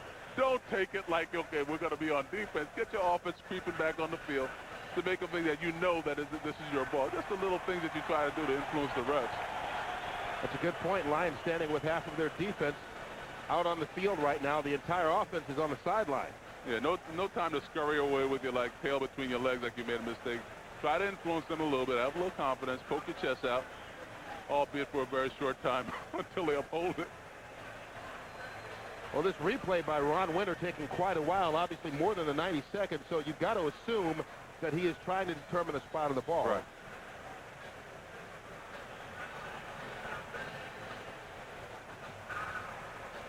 Looks like he's ready. We'll have the call from Winter to make everything official.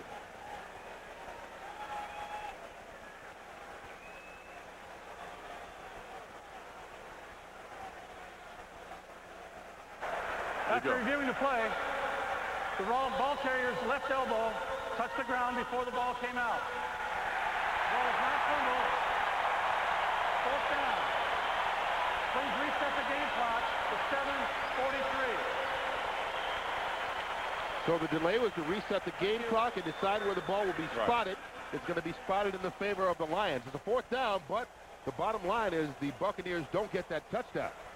And Rivers does the right thing. Stanford Rivers, the head linesman, he does the right thing on that play. The ball comes out, he's got to throw the beanie bag and let the replay officials decide on the play. And it worked in this time.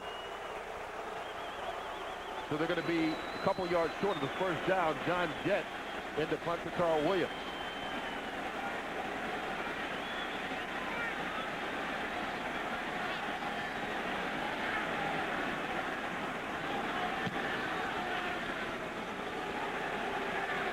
Williams calls for the fair catch and loses the football. And it looks like the Lions recover.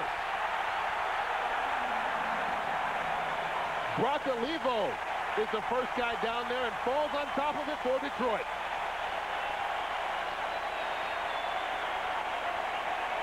Talk about a big swing in momentum. The Buccaneers get the touchdown taken off the board when it's ruled that it was not a fumble. And then they muff the punt, and the Lions recover. And Olivo is one of their special teams standouts. Kid out of Missouri, 4th year out of Missouri. And you're going to see what they do. And he actually, what happens is that he's shielded when he's trying to make the fair catch and does not keep his eye on the ball. The ball comes down and Levo's there to make the play. Well, a big play by the special teams unit gives the Lions the ball at the 26. Bert Emanuel goes in motion. Bats with the rollout. Batted down, John Lynch, and a flag. That's going to be a hit out of bounds by Marcus Jones, who knocked Charlie Batch into some of the equipment on the sideline.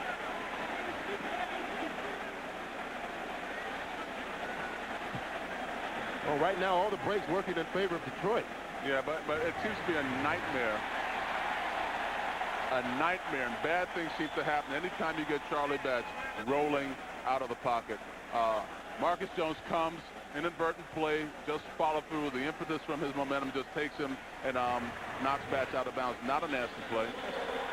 Number 78 defense penalized 15 yards, half the distance to the goal, and a first down. Yeah, it was a dirty play on Jones' part, but they're always going to call this because in the league, they're going to protect the quarterbacks as much as possible. One thing I will say in Jones' defense, this is a close call. Oh, very close. Batch is not that far out of bounds. No, as a matter of fact, he was still inbounds when he got hit. I wonder if they saw the equipment flying and then they assumed. Exactly. So a lucky break for the Lions. Moves it to the 13. Batch moves screen out to David Sloan, the tight end, and that didn't work out. I think actually going to lose 2 yards on the play.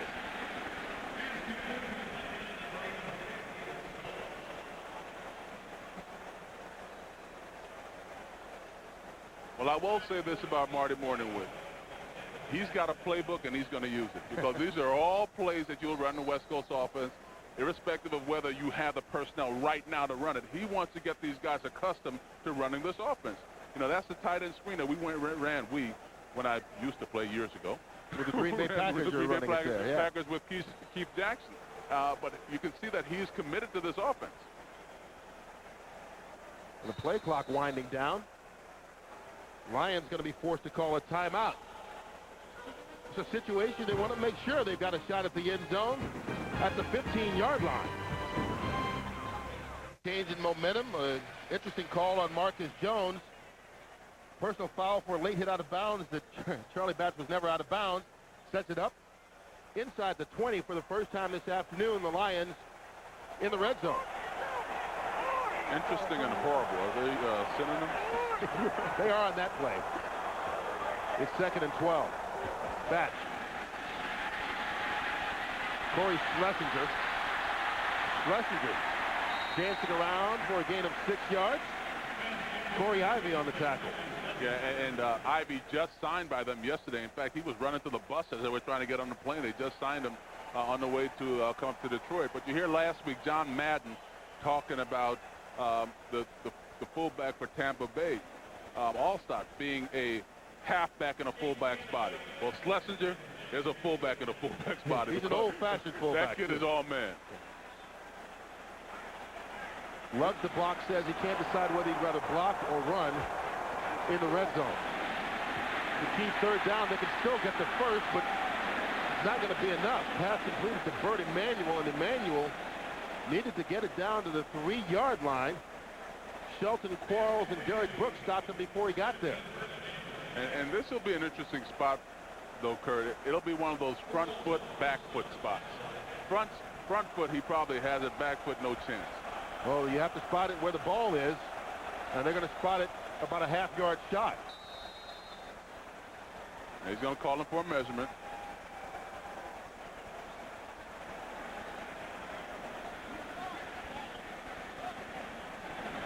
Now, from here, you can see, I mean, it's pretty clear it's about a half-yard shot. As a player, do you ask for a measurement so that you can run over the sideline and maybe try and talk things over with the time? coach? Anytime you can buy time, you buy time. It's like getting an extra timeout here. There you go. Because Batch is over on the sideline talking to Morningweg right now about what they want to do.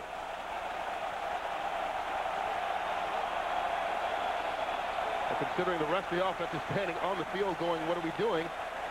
And they're not rushing the special teams unit out there. You got to guess they're going. You're 0-7. You've got nothing to lose. But this is your red zone situation here. Batch is going to tell the audience, the fans to quiet down a little bit, but red zone, 20 yards in, going into the end zone, and this is when you communicate your red zone offense. That means look for the touchdown or look for the check down. Check down will be Schlesinger coming out of the backfield. No penalties, and don't take a sack. Remember, if they cross the 3, they get the first. Schlesinger dives up and over. That's my boy. There's the old-fashioned fullback. The fullback and a fullback's body.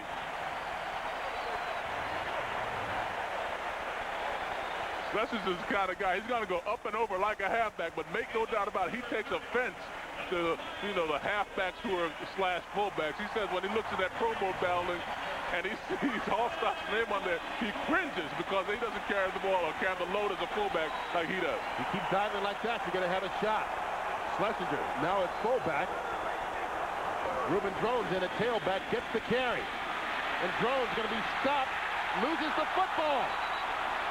They say he was down.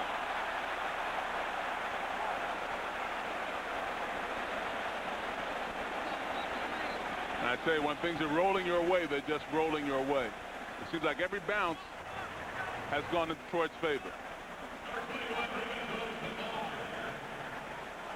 Drones is going to come in there trying to follow Schlesinger, but they're outmanned, they're outflanked. Force coming from the corner as well as the strong safety, as well as the linebacker. The ball does come out, but it's obvious to see that the ground did cause that fumble. The 2nd and goal from the 1. Drones in motion. Corey Schlesinger up and over. No signal yet. They're still waiting.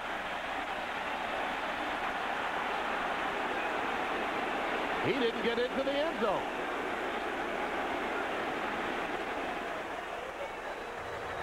Well, there are two things to this play. There's the up, which Schlesinger gets, but it never gets the over. You see, when you're trying to get that play, you got to get the up and the over. It's got to be a combination. The up without the over doesn't work. You got to get the up and the over. Once again, it's the ball that has to get over, not his helmet.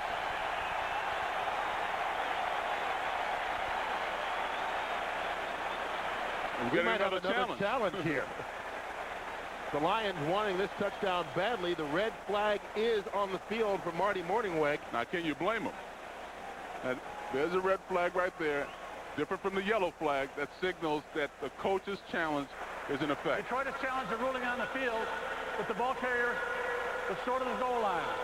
Well, you have a little buzzer that you are supposed to use to buzz the referee. If that doesn't work, you toss the red flag is the backup, and we've seen it thrown out there twice. You mentioned their winning percentage. It worked last time. Right. And this white line you see right there, that's the end zone. That means the ball has to, any part of the ball has to cross that white line. They're saying they got it. Now, from that angle, it's hard to find out where the ball is, but it sure looks like his body, part of it, his body had crossed the line. Once again, it has to be indisputable visual evidence. Right. And since the call was no touchdown, they have to see something that shows them that, yes, the ball did cross the plane of the goal line. Now, I think Marty's listening to our broadcast, and he knows right now he's 8 of 11. He's just playing the numbers. You know, why not 9 of 12? The Batch has got a smile on his face. Haven't seen that much from him during a ball game. It's been a rough start to this season, 0-7, obviously. But as we mentioned earlier, this team, you're around them for a couple of days, right, and you see they don't hang their heads. They feel that they are on the right track. And having been around him, it's Charlie Batch I'm talking about, you've got to admire the class in which he's handled the ups and the downs of this season so far, handling everything, you know, being benched. Ty Detmer throwing 7 interceptions in the game. And he says, you know, because of the bye and the unfortunate events of September 11th, he felt like he was off for a month before he got a chance to get back in to the game. And also getting the start and splitting time with Mike McMahon on a couple of series the last 2 weeks as well. Right. But he stayed in there. Here's one more look at regular speed.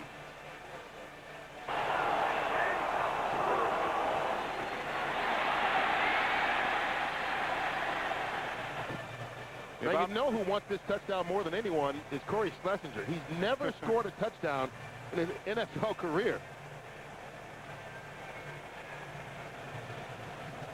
This guy is, well, here we go. Here's the ruling from Ron Winter. The envelope, please.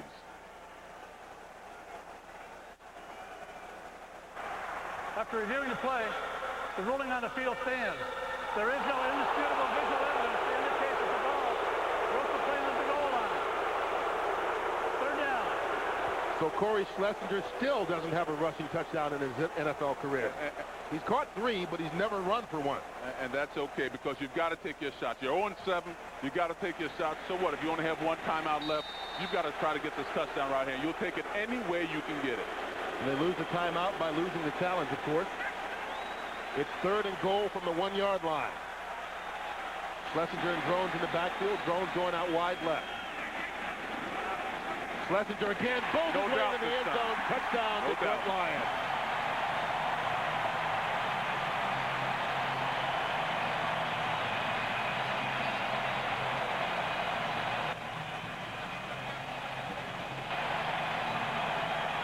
So the real fullback gets it back and takes it into the end zone this time. And when you get in the goal line situations, it's always low man wins. Schlesinger's lower than the defender, gets it into the end zone. They did an interesting thing there, putting Drones in motion, try to take the linebacker out of there. Linebacker did not leave, but the low man always wins on the goal line. Jason Hansen on for the extra point. And he so after the Bucs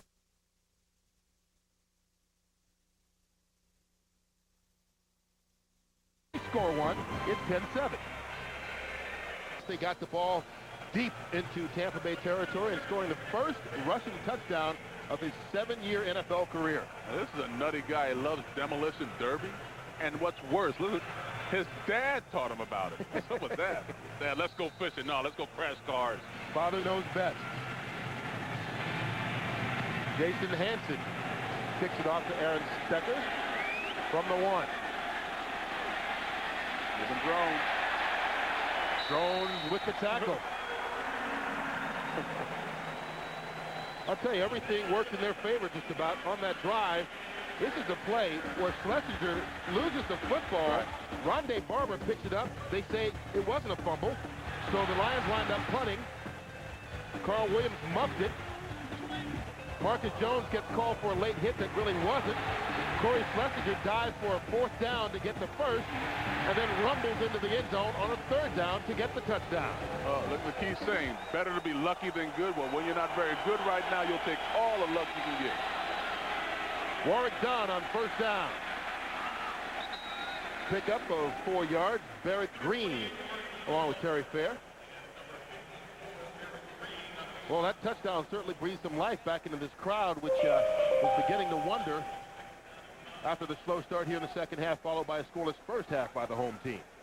And this is when, like we said earlier, your defense should step back up, get another sudden change, get them out, and get the ball back into the offense's hands, because it seems like the momentum right now is with Detroit.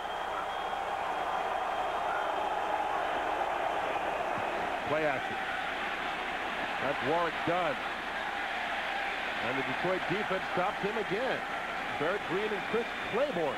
Yeah, This time. that's 2 plays on this series that Barrett Green has gotten after, and that's what they're expecting from him. He's truly their only playmaker on the defensive side of the ball. By that I mean he can move from sideline to sideline. He has this kind of speed that you'd like the rest of your team to have. Look at that nose. He's got a little Dick Butkus thing going. He's got blood dripping down his nose. I tell you what, linebackers as a whole, they're a different breed of people. It's a 3rd and 2 situation for Tampa Bay. Dunn alone in the backfield. Picks up the blitz. Keyshawn Johnson makes the catch and is rocked. Pass falls incomplete. Ron Rice.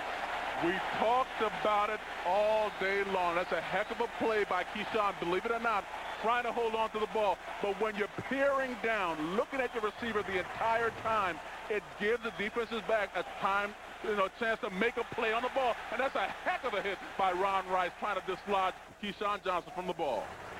Well, you talk about momentum. 3 and out for the Buccaneers after allowing the touchdown. Mark Royals on the punt to Desmond Howard.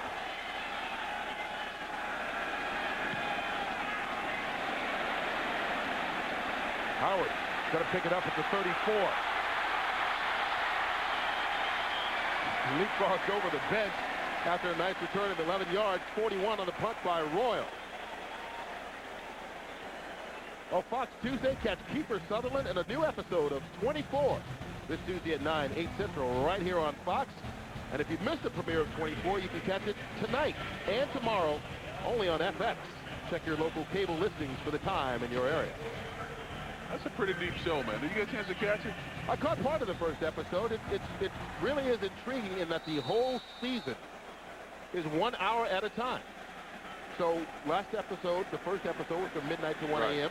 The next episode from 1 in the morning till 2. And it's going to be 24 hours in the day of Kiefer Sutherland, who's a secret agent man.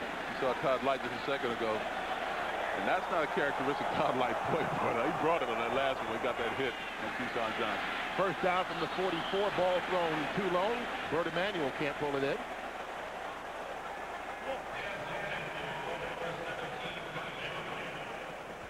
And Emanuel started the season with the New England Patriots, released a couple of weeks into it and spent about a week and a half, maybe 2 full weeks on the beach without a job before the Lions gave him a call. And with the injuries to Jermaine Crowell and Herman Edwards, they were in need of a veteran receiver. But going back to that defensive play real quickly, you see Light makes a play, Rice makes a big play.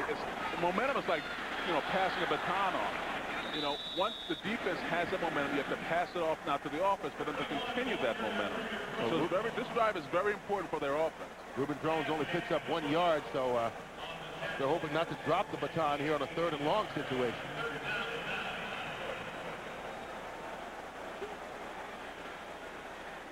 So far this afternoon, Detroit only 3 of 12 on 3rd down.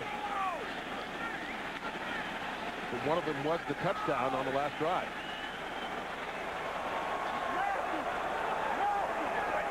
They need the 46 of Tampa Bay for the first. Johnny Morton in motion. Back. Under pressure. Got rid of it. Ball's incomplete. He narrowly avoided the sack from Steve White on that play.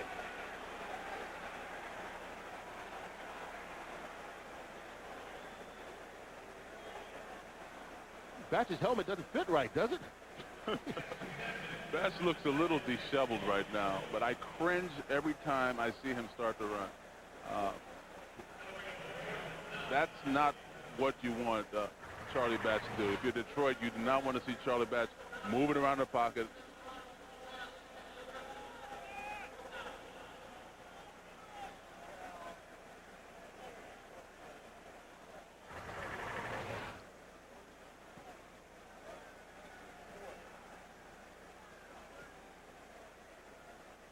So John Jett going to be brought on to punt after Batch. I'm sure he's asking what time and what day it is. His helmet turned almost sideways on his head.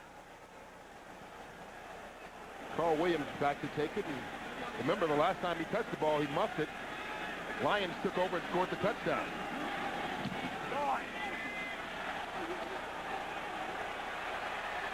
Williams this time from the 15. Gets free into the open field. Carl Williams down the sideline. One man to beat. Carl Williams from the muff to the score. 85 yards on the touchdown return.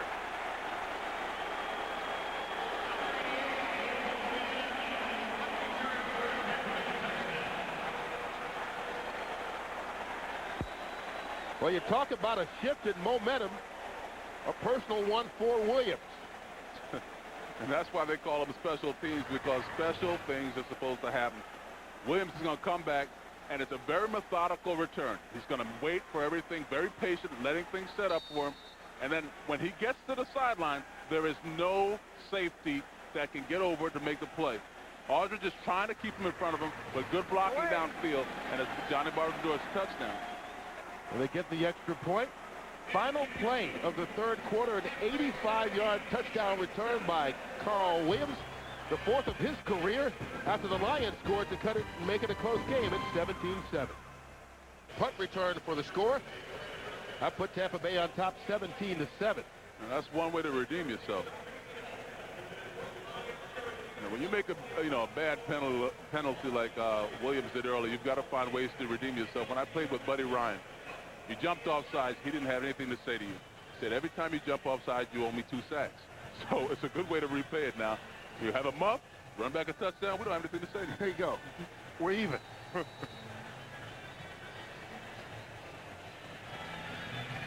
Buccaneers with a 10-point advantage to start the fourth. Desmond Howard back to take the kickoff from the 4. This is set up. Howard stripped up. Couldn't get out of the open field. Dwight Smith with the tackle. 26 yards on the return by Desmond Howard. Take another look at the punt return for the touchdown. And what you're going to see here is a bunch of missed tackles. 1 by Schlesinger, 2 by Wyrick. You're going to see come down here, another one right there. You're going to see the kicker miss right there. Then here you see Kolakowski, he's going to miss. Then the last one here, Aldridge is trying to feather, but he's not able to get him. 6 missed tackles on the way to the end zone. But more importantly, what you saw were a lot of guys trying to reach with their arms. Is a great illustration of the lack of team speed on this Detroit football team.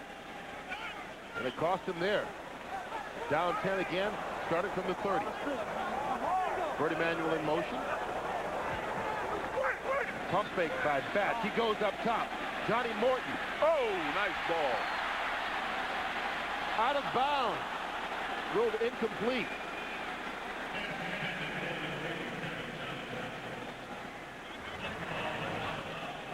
That's a nice try by Johnny Martin, trying to haul this ball in. Does everything, extends, gets 1 foot, is not able to get the 2nd foot in. Great call by the official.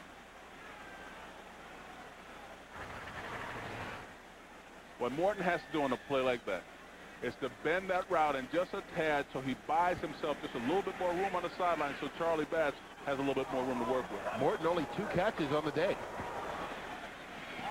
Over the middle, Lamont Warren with running room into Tampa Bay territory. Rondé Barber finally stopped him after he picked up 36.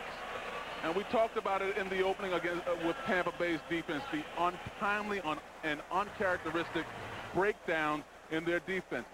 Tampa Bay is the best cover 2 team in the league, or they're supposed to be. That means you have to get incredible drops with your linebackers. It doesn't create all the kind of gaps that you just saw with a running back running down the middle of the field. That tells you that they didn't have enough depth from their linebackers in those deep drops. Yes, it's deep, but you have to get there. Get it to the 34-yard line. First down. Batch with another pump fake. Over the middle of the field again, and it's picked off. Rondé Barber. His 2nd interception of the game.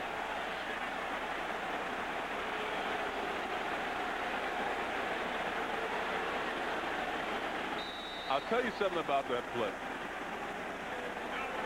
If there are 3 guys in the league that can make that play, Rondé Barber is 1, 2, and probably 3. That was a heck of a play by Rondé Barber. They look good today. Rondé Barber's been all over the place. 2 picks. He had what they thought was a fumble that he ran in for a touchdown that they called back, said no fumble, plus a couple of tackles for a loss and a couple of quarterback pressures. Movement early. Looks like Sean Rogers maybe jumped a bit before the snap.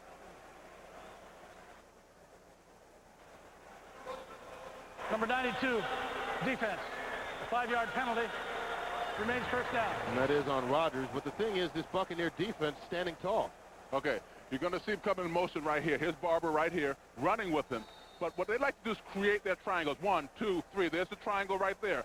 But what Batch does, he throws it the only place you shouldn't throw, which is underneath, because the play is over here, over the top. Bad play by Batch. Great play by Barber, recognizing where the ball would be. 1st and 5 after the penalty. That's Mike Allstott. He's caught in the backfield. Kelvin Pritchett going to drop him for a loss. Detroit's defense making a little bit of noise. Yeah, and we talked earlier about Mike Allstott being a north-south runner. That means his game has to go this way. Only disaster will happen when you get Mike Allstott running east-west.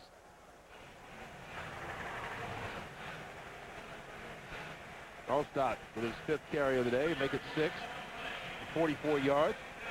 And they've gotten away from him a little bit because they were serving up heavy doses of him early, and they got away from him a little bit. Well, he lost 3 yards on that play at 2nd and 8.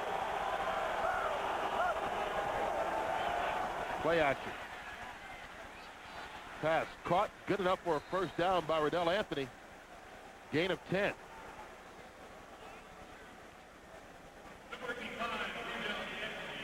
Riddell Anthony getting the start because Jaquez Green is out, but the Buccaneers, the fourth quarter, that's an amazing stat when you think how good their defense has been the last couple of years, and that 9 of their 10 losses, they've either been tied or had the lead in the fourth quarter. Yeah, and what we've talked about earlier is that we know these guys play hard. They play hard. There's no doubt about that.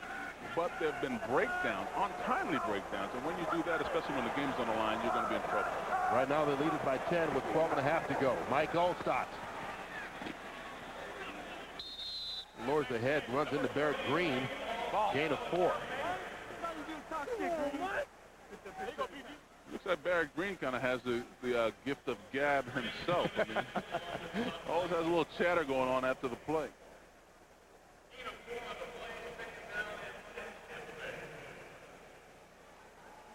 We'll see Tampa Bay running the ball last week. They only had 61 yards rushing in that loss up in Green Bay.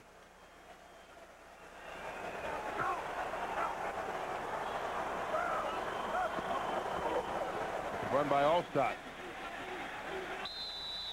Travis Kershke with the stop. Right at the line of scrimmage, no gain.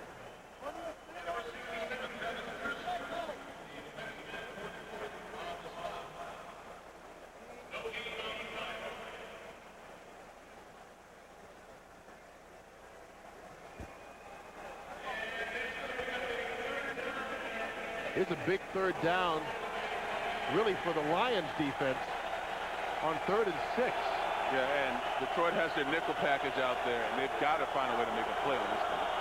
Buccaneers have to get it to the 35. Ward done out of the backfield, and that pass was too high. And you'll take that. In that case, Detroit did their job. When you come down 3rd and 6, you can't let them convert because you know the ball game. You know, there's 10 minutes left in the game, 11 minutes left in the game. There's a period of time before teams start running the clock down. They actually, before you get to a 2-minute offense, teams go into their 5-minute offense. Mark Royals to Desmond Howard. Gets through the first wave.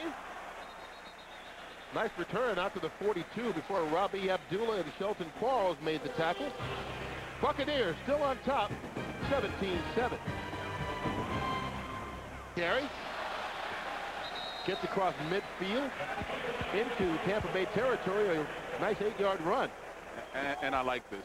We saw the graphic earlier with 18 carries, now 19. It tells us that they're going to stick with their running game. They're either going to live or they're going to die with it, but they're not going to let us just abandon it just because we're down by 10 points. We're still going to try to set things up with our running game. Well, we talked about the Lions not winning a game just yet, and we also talked about how they truly believe in what they're doing, and that comes from Millen and Morningway. 2nd and 2. Quick pass. Bert Emanuel. It's caught. First down, Lions. 14 on the play. Now he's getting something that he hasn't gotten in previous weeks. They've been pressing his receivers and forcing him to be out of rhythm. This time, he does a good job of looking off the defender and then gets a zinger right into the quick end with Bert Emanuel doing a great job of calling that ball in. And Charlie Batch does all the subtle things. Don't get me wrong. He does all the subtle things, and he definitely is a starter in this league. You just hope he responds quickly to the West Coast offense. There he goes, this time for Donnie Morton. And Morton picked up 21 yards.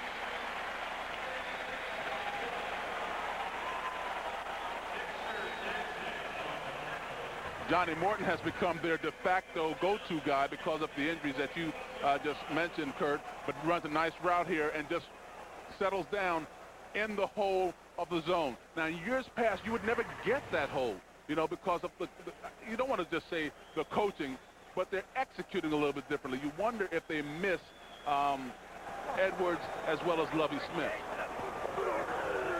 That's Reuben Drones on the carry, and Drones picked up 3 yards. Of course, that Tampa Bay defense losing Lovie Edwards, who was the linebackers coach last year. Now the defensive coordinator in St. Louis is Mike Martz, and Herman Edwards was the assistant head coach under Tony Dungy, now the head man with the New York Jets. We asked that question to Warren Sapp, and Warren said, quite candidly, he's never seen a coach make tackles or, you know, make interceptions, but I disagree.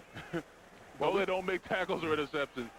they can help you execute, and the execution has not been the way it's been in years past. Rondé Barber and Tony Dungy telling us that they missed their presence on the sideline. Simeon Rice almost gets the sack, but Bat got rid of it, incomplete. For those coaches' presence on the sideline makes a difference in that, nothing against the new coaches, but, you know, they've been in this defense for years. It's a transition. You have to get used to the guys that are speaking the speak that you're not used to. And you just see a play like by Simeon Rice, playing against Jeff Backus, who's actually playing the best out of all their defensive linemen. But that's what you expect out of a Simeon Rice. You bring a guy here, people say he's one-dimensional. Well, hell, if you're one-dimensional, that one dimension better be better than anyone else that's out there. And they haven't gotten that consistent play out of him. Lions can get a first down if they get it to the 4. Bat runs out of time, brought down for the sack. Chartrick Darby. And that's the first sack in his NFL career.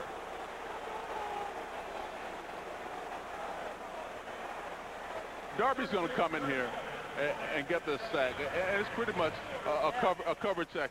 Here's Chartrick Darby right there. And it's going to be a coverage sack. He bounces around. Bat just looking downfield, nothing there. Looking downfield, nothing there. But you've got to throw that ball away. In the red zone, the rules of the West Coast offense is check down or touchdown. If it's not there, you throw the ball away. You do not take sacks. You do not take penalties. Buccaneers call the timeout. Tampa Bay. They're first. Lions lining up for the kick, trailing by 10. Buccaneers have to call the timeout. You see 1, 2, 3, 4, 5, 6, 7, 8, 9, 10, 11, 12 guys on the field. And then you're going to see Duncan. You can run, but you can't hide. So they would have been penalized. And in this situation, you never know. Detroit may have decided to go for it. So they call the timeout and decide to make sure they get the right number of men out there. Yeah, these refs have other jobs. They can count for sure. So Jason Hanson going to attempt a 38-yard field goal attempt. John Jett with the hold.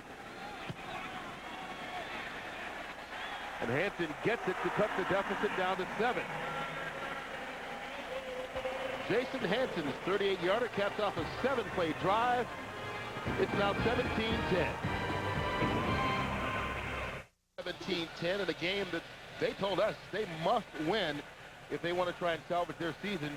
Coming in at 3-4 today, Detroit looking for that first win under the new regime. Well, Tampa Bay could find themselves where they're in a situation where they have a tiger by the tail, well, a lion by the tail in this case, because you cannot leave teams around just hanging around and not putting them out of their misery. Aaron Stecker from his end zone, sorry about that, gets it out to the 17-yard line, but you were saying. No, but it could definitely come back to bite them because you can't, you know, they're playing much better right now than Detroit is. But if you keep them hanging around, they get confidence.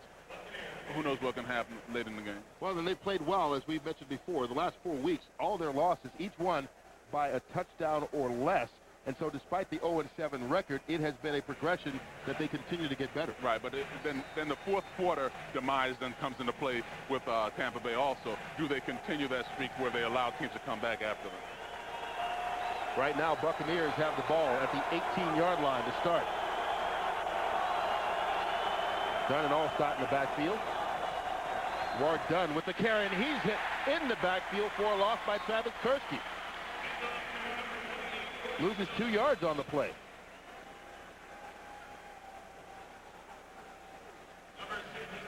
Well, as a defensive guy, I'm sure you believe that it takes defense to get your offense back in it sometimes. Yeah, and Detroit is doing a better job now of getting off of blocks. I'd still like to see them doing a better job in terms of establishing another line of scrimmage on the other side of the ball, but doing a much better job now of getting off of blocks. Just under 7 minutes left to play.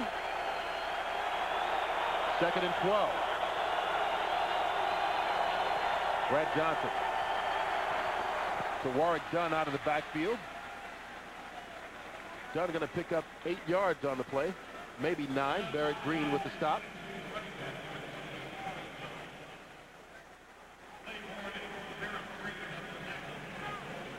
Barrett Green's had an active afternoon. Only his 4th start in the NFL. He's a guy who was a second-round pick for them last year.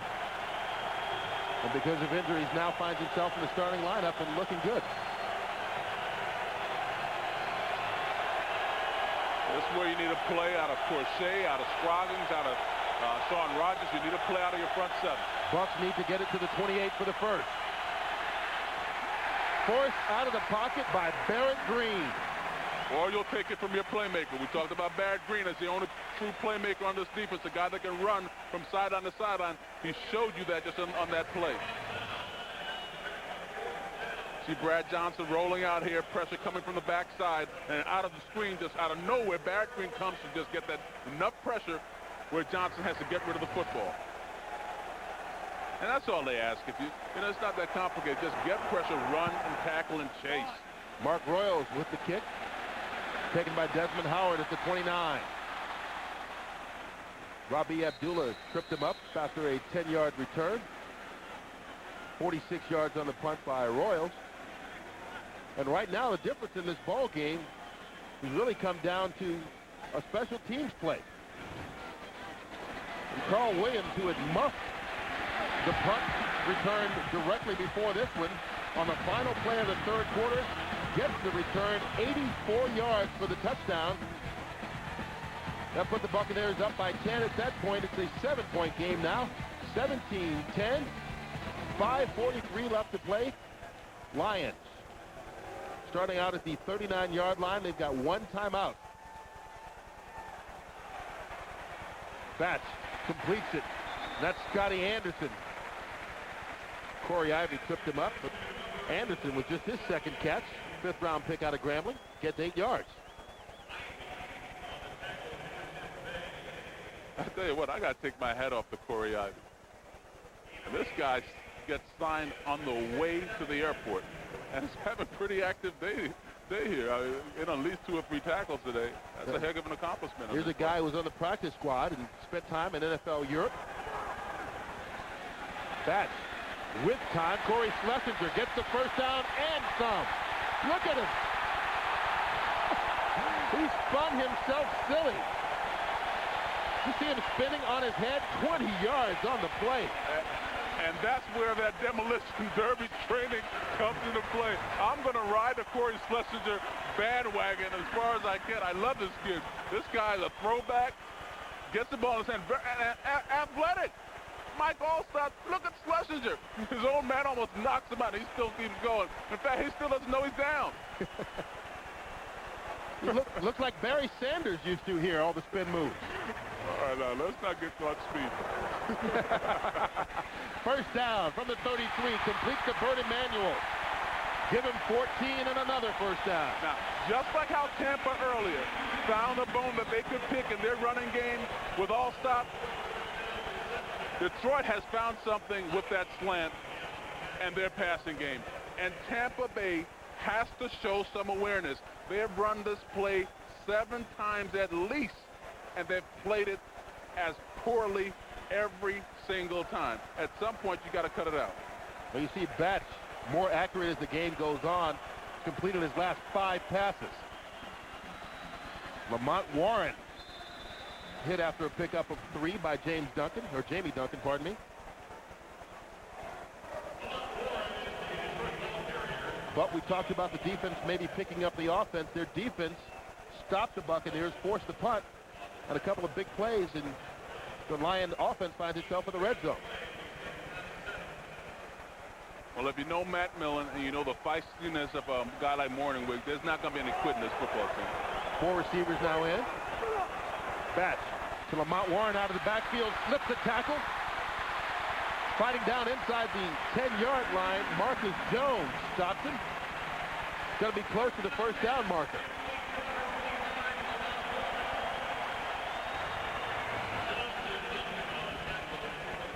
We talked about the red zone plays, no penalties, no sacks, and the check down. Lamont Warren on that play is the check down, doing a good job hauling the ball and then some hard running afterwards.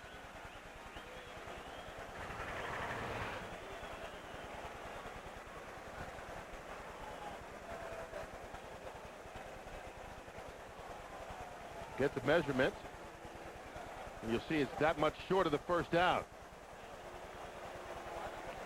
Now, the reason why the check down is so important in the West Coast offense is because everyone has a route that takes up a part of the field.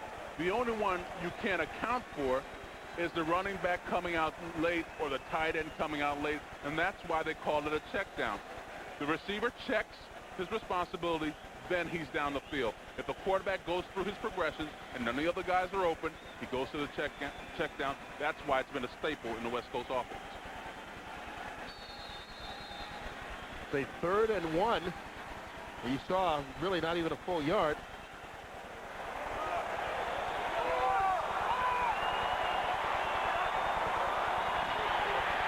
On the keeper, Charlie Batch looks like he got plenty. First down, Lions.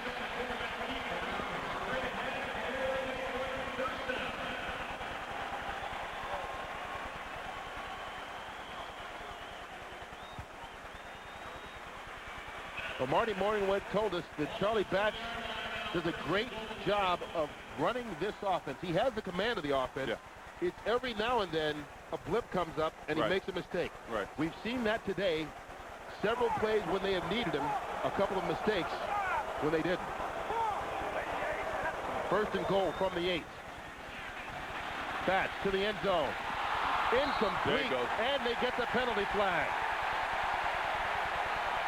Pass was intended for Johnny Morton, Brian Kelly, and Derrick Brooks, the 2 Buccaneers in the end zone with it.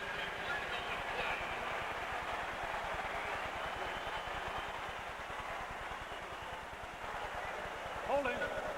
Number 55 defense. Penalized half the distance to the goal. And a first down. And it's going to be called on Derrick Brooks. Yeah, and holding here will always be an automatic first down. Morton's in motion here.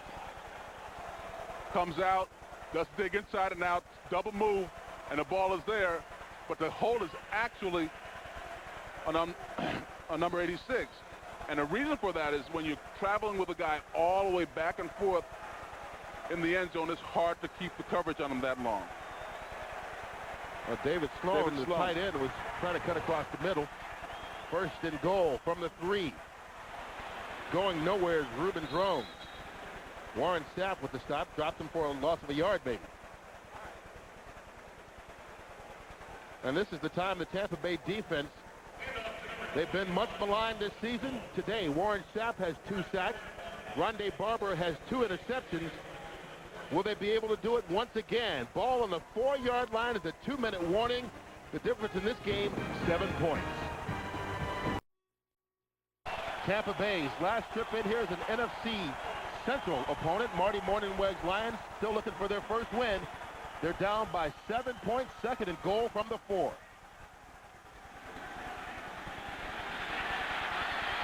Batch runs out of time and down Jamie Duncan.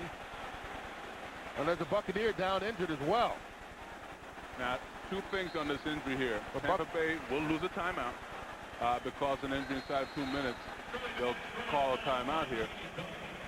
And it looks like Warren Sapp. Yeah, that does look like Warren Sapp. You can't see the number exactly from here. That is number 99, Warren Sapp. Sapp, who has played so well all season long, but has the 2 sacks today. And with 1:55 left down near the goal line, this is a situation where he usually excels.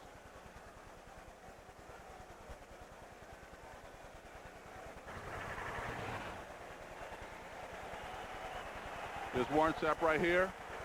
He's coming in, always draws a double team, and that's very close to being a chop block. Because of an injury inside of the 2 minutes. Very close to being a chop block by Schlesinger because he was engaged by an offensive lineman when the block came by Schlesinger that tripped him up underneath. And that's what Sapp looked to be saying.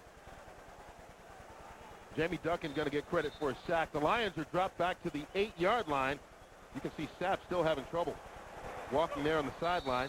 And Batch breaking the rule again. You don't take sacks inside of the red zone. You throw that ball away. But this is going to be 4-down territory for them because of the timeout situation. Batch. This time rolling to his left. Gets rid of it in the end zone. Touchdown, Detroit Lions. Reuben Groves.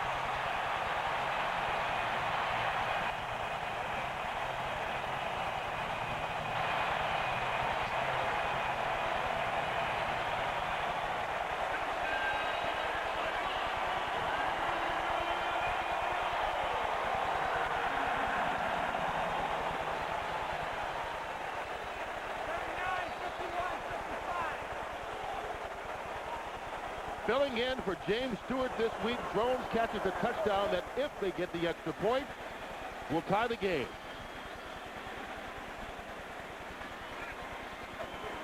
Tampa Bay jumped early. Extra point goes through anyway. Reuben Drones making just his second NFL start with his first career touchdown. Look at the smile on his face.